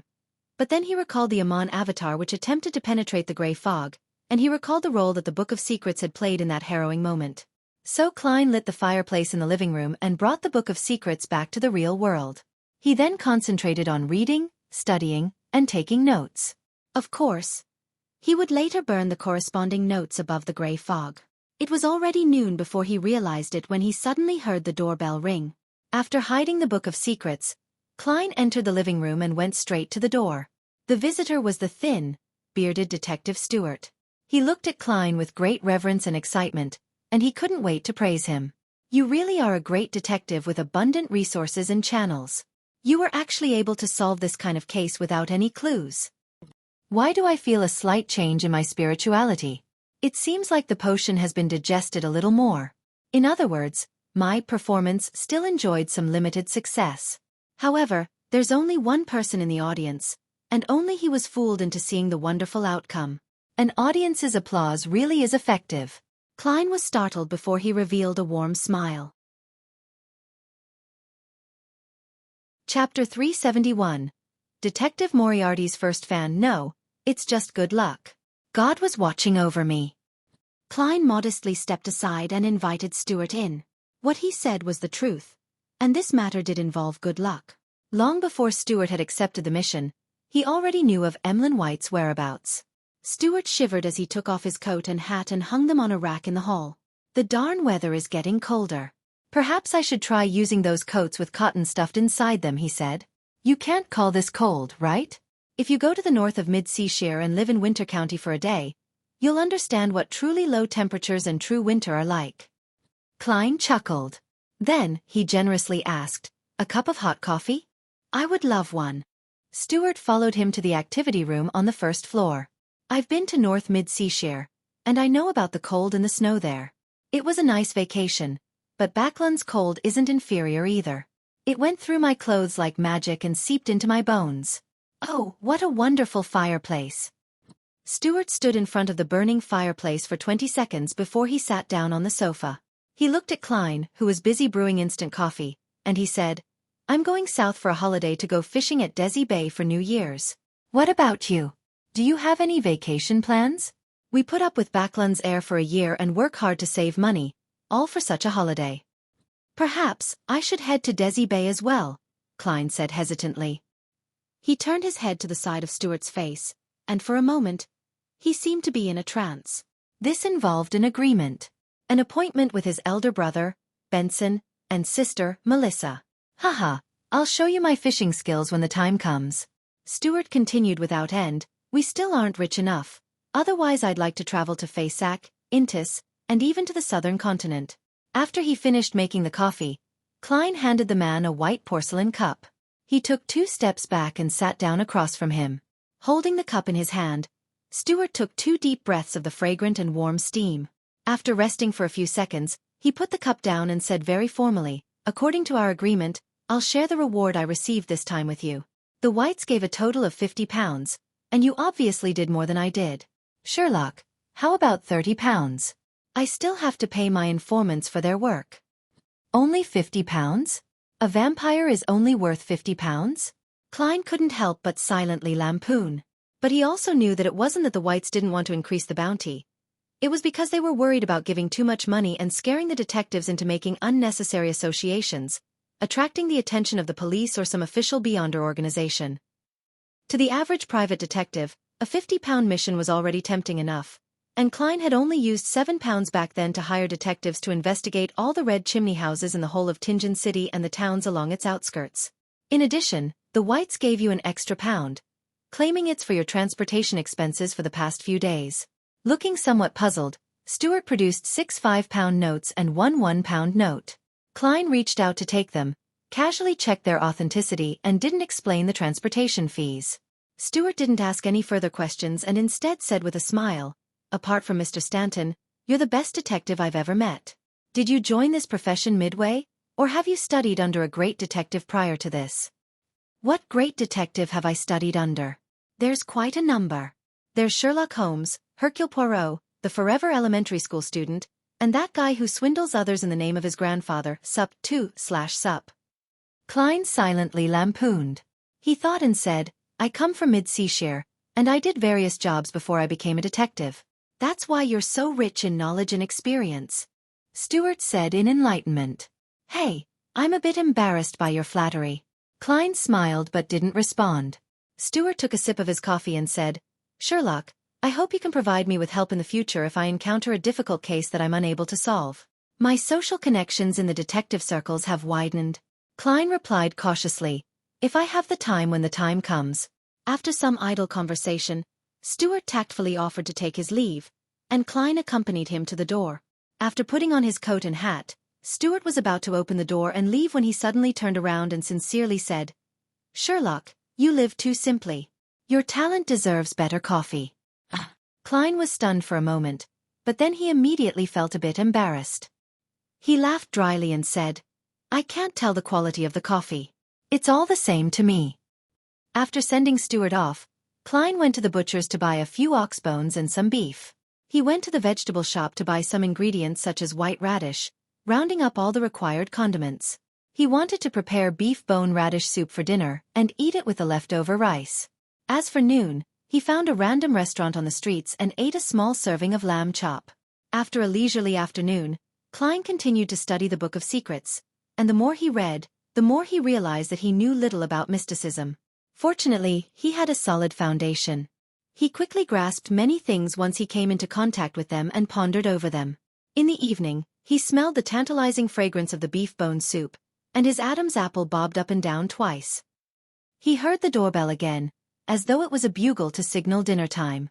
Gulping down his saliva, Klein walked behind the door and reached for the handle. The image of the visitor naturally appeared in his mind.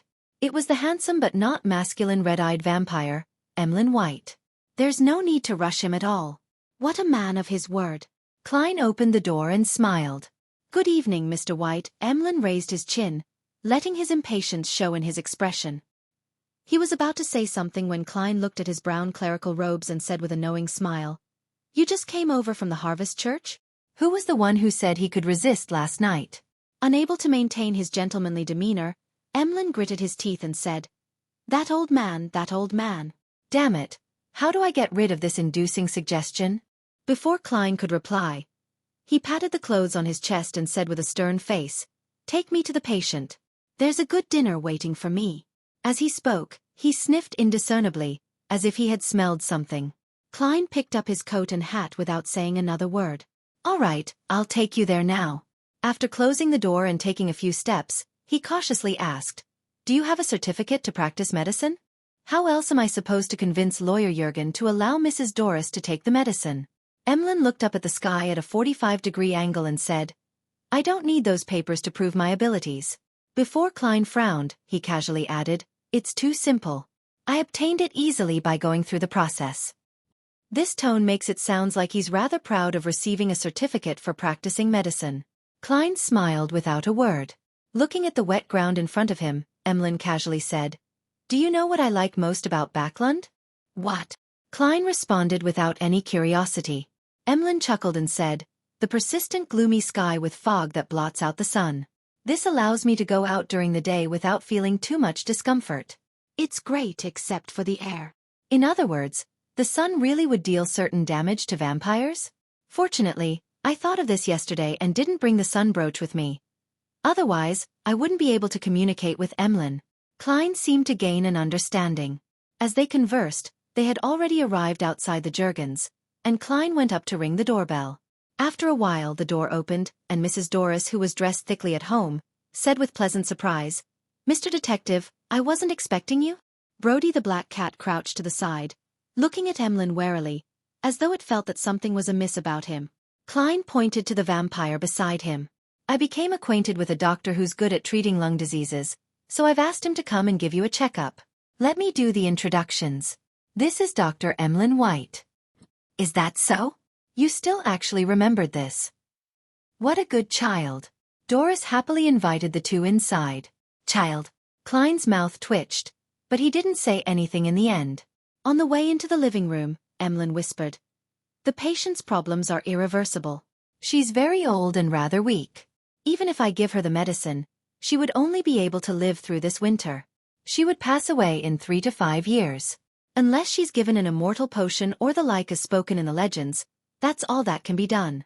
Or should I turn her into a sanguine? But at her age, she can no longer endure the changes a beyonder characteristic can do to her body. Furthermore, My parents and I don't have any excess characteristics left. Irreversible. Klein was startled and silently sighed. He said to Emlyn, "Make her the medicine first. We'll leave that to after the winter." "All right, I have a type of ready-made medicine with me that's suitable for this kind of situation." Emlyn didn't stand on ceremony as he sat down on the sofa. At that moment, Lawyer Jurgen was walking out of the kitchen as he took off his apron. He asked Klein about the purpose of his visit. "Dr. White, what do you think of my grandmother's lung disease?" Jurgen asked seriously. Emlyn was obviously very experienced in such situations. He first explained the ins and outs of lung disease, and after most of it flew past Jurgen's head, he said, "What she needs most is warm and healthy air. That's my most sincere advice. In addition, I have special medicine that she can take for free." As he spoke, he took out his certificate and a small metal bottle. "Will there be any side effects?" Jurgen asked cautiously. "No, the only problem is that it can't cure the root of the problem completely. It's just a temporary cure," Emlyn replied in a very professional manner. "If it weren't for Detective Moriarty, I wouldn't let anyone try it. Perhaps I can give it a try?" "Cough," Mrs. Doris interrupted. Jurgen glanced at Klein who, having performed a divination prior to this, nodded affirmatively. "All right." Jurgen finally made his decision. He watched warily as Mrs. Doris drank the bottle of medicine and carefully observed her reaction.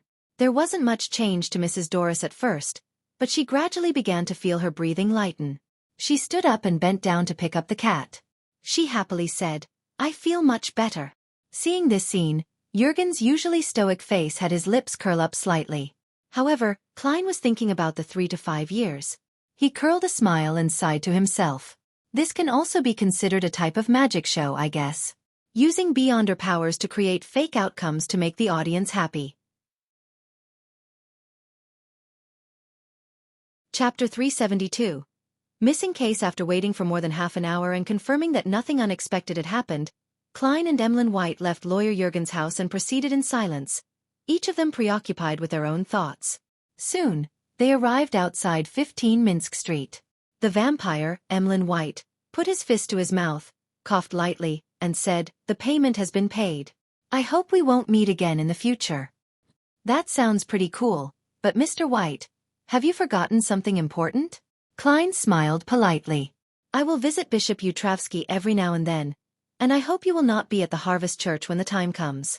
That way, I don't have to busy myself with finding a way to solve the inducing suggestion planted in your psyche." Emlyn White's expression suddenly became very strange. He stayed silent for 2 seconds before he raised his chin and said, "We have many powerful mysticologists among the sanguine. I will write to them for help." After he finished speaking, he pressed his hand to his chest and bowed to bid farewell. Turning around and taking a few steps, he suddenly slowed down, turned his head, and asked hesitantly, "What were you cooking over here?" "Beef bone radish soup, with rice and chili peppers from the Fainapotter Highlands," Klein said in anticipation as he breathed in the fragrance drifting out from the house. Emlyn frowned and shook his head. "Chili peppers aren't things fancied by the sanguine. Frankly speaking, it's hard for me to imagine a vampire eating chili peppers. Of course, I occasionally imagine a vampire holding a steamed bun and chewing on garlic and onions." Klein silently lampooned, pointed to the door, and indicated that he was about to enjoy his dinner. Emlyn White thought for a second, lowered his voice, and said in deliberation, "Last night, I thought over things for a long time and found out that you actually didn't do anything, so why are you asking for compensation? That old man would have let me leave at any moment." Klein chuckled. "No, that's not how the accounts are done.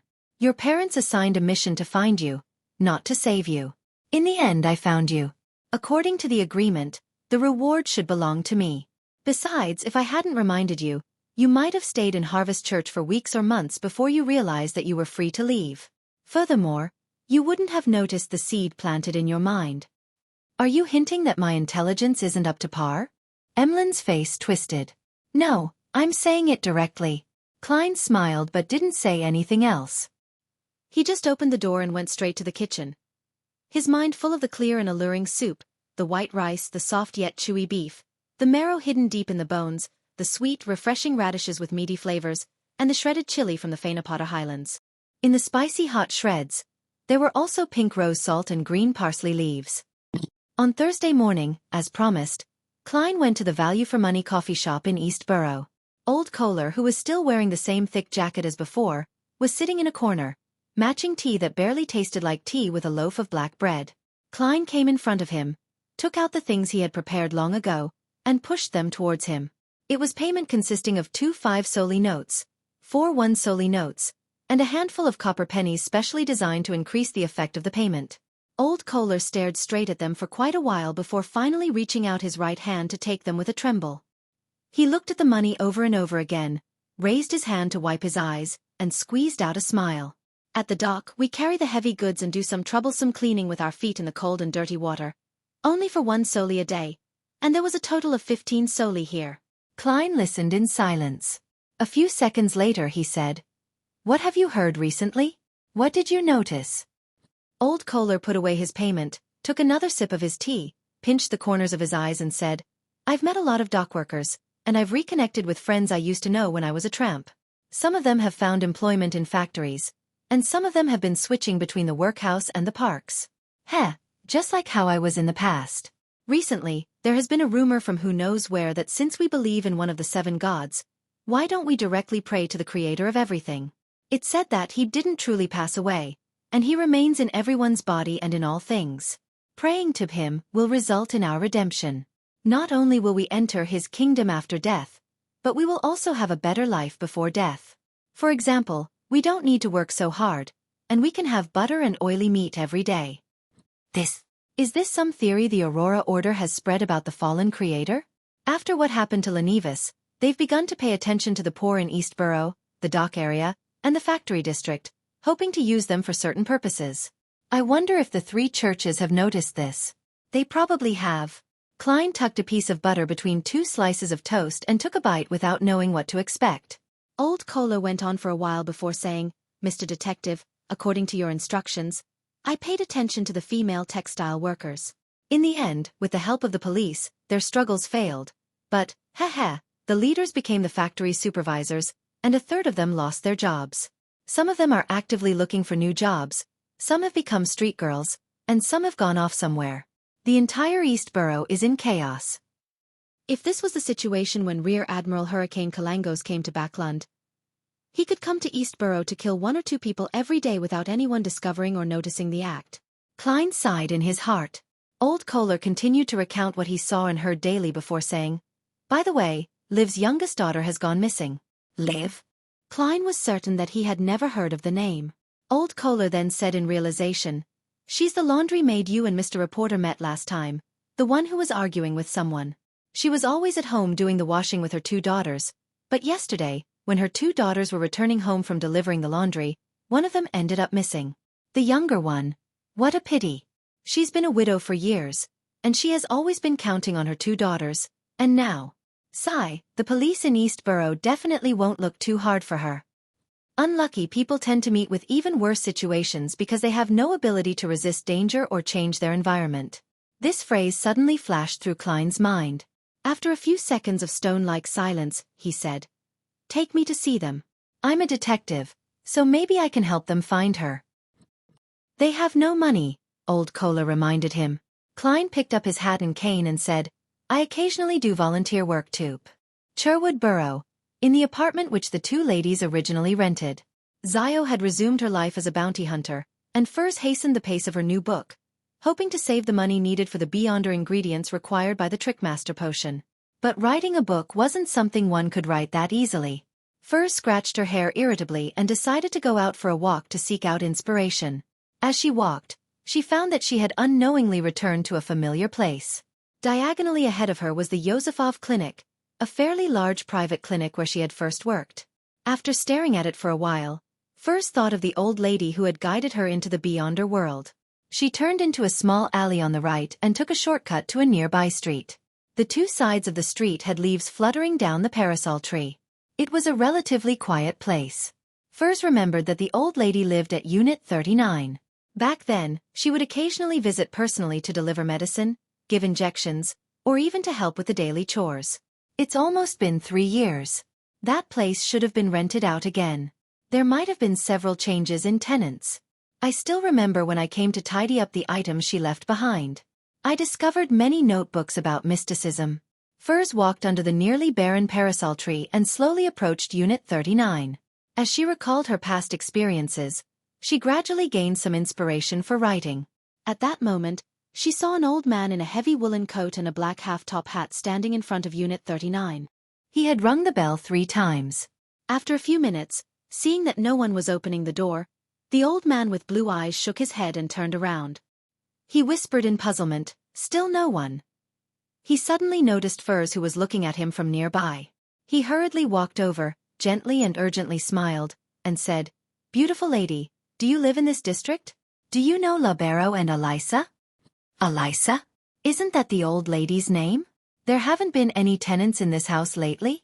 After some deliberation, Furs said, "I don't know if the Mrs. Elisa I know is the one you're looking for. She lived here for a long time, but she passed away 3 years ago." "Passed away 3 years ago? What about Libero?" The old man with wrinkles at the corners of his eyes hurriedly asked. "Her husband passed away even earlier than she did," Furs answered honestly. The elder was momentarily stunned before revealing a sorrowful expression. After a moment of silence he said, "Thank you, good lady.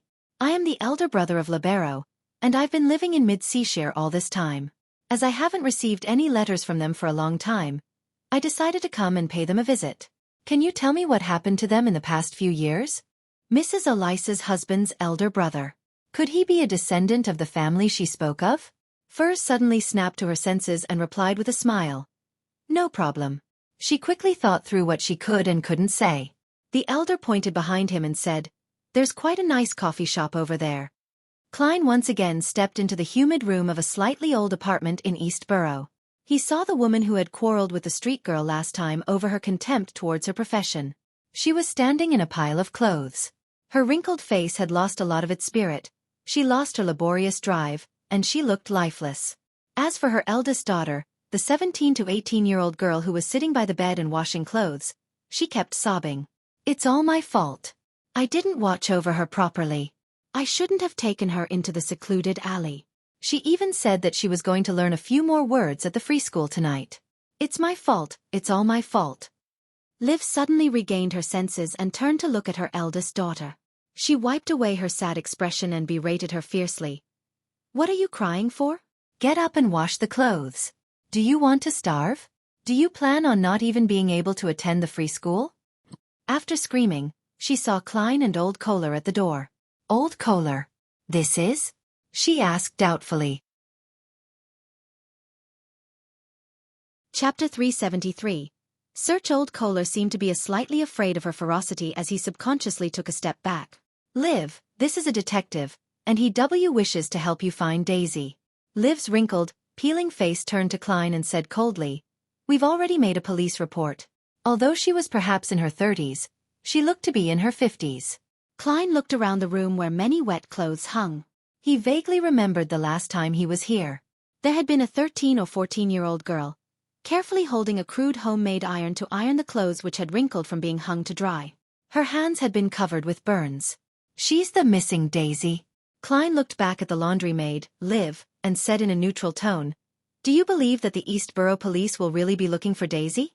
Are you sure the people who caused Daisy to go missing wouldn't cast their sights on your family? Do you wish to lose another daughter after losing one?" When the cruel yet heart-wrenching words reached Liv's ears, the indifferent expression on her face slowly crumbled. She turned agape, but she couldn't say anything. The corners of her eyes gradually turned red. She abruptly lowered her head and muttered to herself in pain and despair, "I don't have any money." The room suddenly became silent. Even the sobbing girl didn't make another sound. Klein pursed his lips and let out a silent sigh. "I occasionally do volunteer work, simply to help others. Haha, I haven't done so in a long time, so please give me a chance." "Volunteer work?" Liv lifted her head and ruminated over the phrase.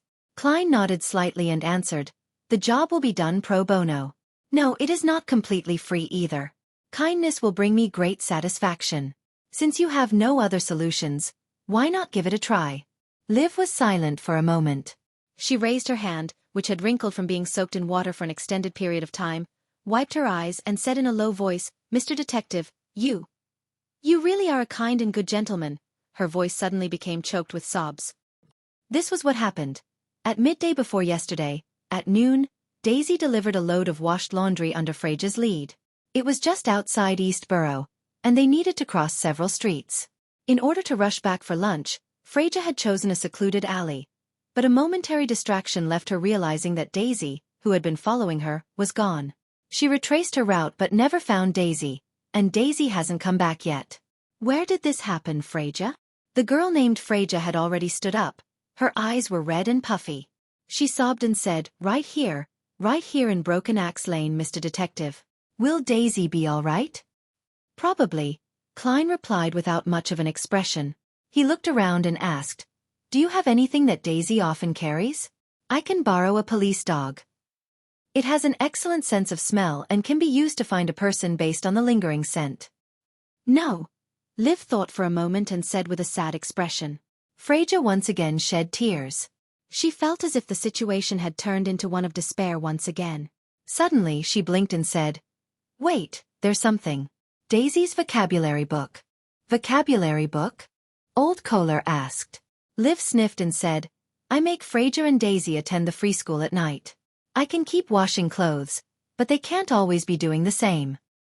This lady is such a good mother. Klein couldn't help but sigh.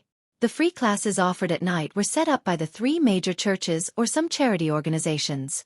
From 8 to 10 o'clock in the evening, the school would be free of charge and would even provide stationery and a certain amount of paper. It was an education that was need-blind, and it would at most involve some religious knowledge. Klein had heard old Neil mention that he had once been a teacher for the Church of the Evernight Goddess for several years. Because there were very few people who volunteered to be teachers in the free school, a unique teaching method was established. Teachers would arrive early, gather the few students who had the best academic progress, imbue them with the content for that day's class, and then put them in charge of teaching the different classes. The teachers would supervise, correcting any mistakes. It was called a tutorial system. Corresponding to the free classes were the free organizations such as the Technical Workers' Workshop, which were truly accessible to the poor, and one of the few outlets to escape from poverty. Unfortunately, there were too few similar organizations, and it was difficult for them to play a substantial role. At this moment, the sobbing Freja added, Daisy liked studying very much. She was made the tutor of her class by her teacher. She would put together the vocabulary words she had copied and hug them in her bed every day. She would wake up early and go out into the street to recite them under the light of dawn. She's always found it regretful that there are no street lamps around here. As she spoke, Freja rushed back to the bunk bed and took out a stack of crumpled paper from under the tattered pillow. Due to it being in a humid environment for extended periods of time, the words that were copied on it had already smudged. The edges of the sheets of paper were worn out, as though they had been turned over and over by someone for a long time. Mr. Detective, is this okay? Freja handed Klein the so-called vocabulary book, which had no binding at all, and anxiously asked. Yes, Klein answered very simply. He wasn't trying to comfort Freja. Although it wasn't the kind of items Daisy carried around all the time, it was something that had accompanied her all this while. Moreover, it had been projected with Daisy's strong will. It was excellent for using it as dowsing to seek her out. He casually flipped through the vocabulary book and said, Then I'll start taking action. The earlier I find Daisy, the better. Liv and Freja were unable to find words to describe their feelings. All they could do was watch as Klein and Old Kohler leave, repeating the words, Thank you, Mr. Detective, and thank you, good gentleman. After leaving the apartment, Klein turned to Old Kohler and said, You should pay attention to those female textile workers who lost their jobs, especially those who have neither found new jobs nor become street girls, and pay more attention to those who have gone off to unknown places. Pay attention to your own safety. Ask less and listen more. If you do this well, you'll get a bonus. All right. Old Kohler nodded heavily. He didn't immediately bid farewell. After hesitating for a moment, he asked with a tone full of expectation. You'll find Daisy, won't you, Mr. Detective? I can only say that I will do my best. Klein didn't make any guarantees. Old Kohler sighed and smiled bitterly. I've lost my child, so I'm very unwilling to see this sort of thing happen. He waved his hand and walked towards another street. Klein left the area at a leisurely pace, wrapping Daisy's vocabulary book around the head of the cane and, without attracting any attention, completed a dowsing rod seeking. There are results. Towards the northwest. For the time being, it's not possible to confirm if I'm suffering any interference or misdirection. He looked down at the direction in which the cane was going to fall and put out his palm to steady it. According to the revelation, Klein went all the way out of East Borough and hired a rental carriage. Half an hour later, the carriage, which occasionally changed directions, stopped at Iris Street, near Sherwood Borough and West Borough. It stopped in front of a house with a vast lawn, a wide garden, a small fountain square, and a marble statue. At this moment, Klein's cane had fallen down inside the carriage and was aimed straight at that direction. Through the window, Klein could see the guards patrolling inside the gates and ferocious dogs with their tongues out. The security inside was quite tight. More importantly, even without using divination, his spiritual intuition made him sense that there was great danger hidden within. What is this place? How can Daisy's disappearance involve such a dangerous place? Klein thought for a few seconds. Then he told the carriage driver to keep going. The carriage driver replied with some surprise. "Sir, are you not here to visit Mr. Capham?" Capham. The name sounded extremely familiar to Klein. He smiled and asked, "Why do you think so?"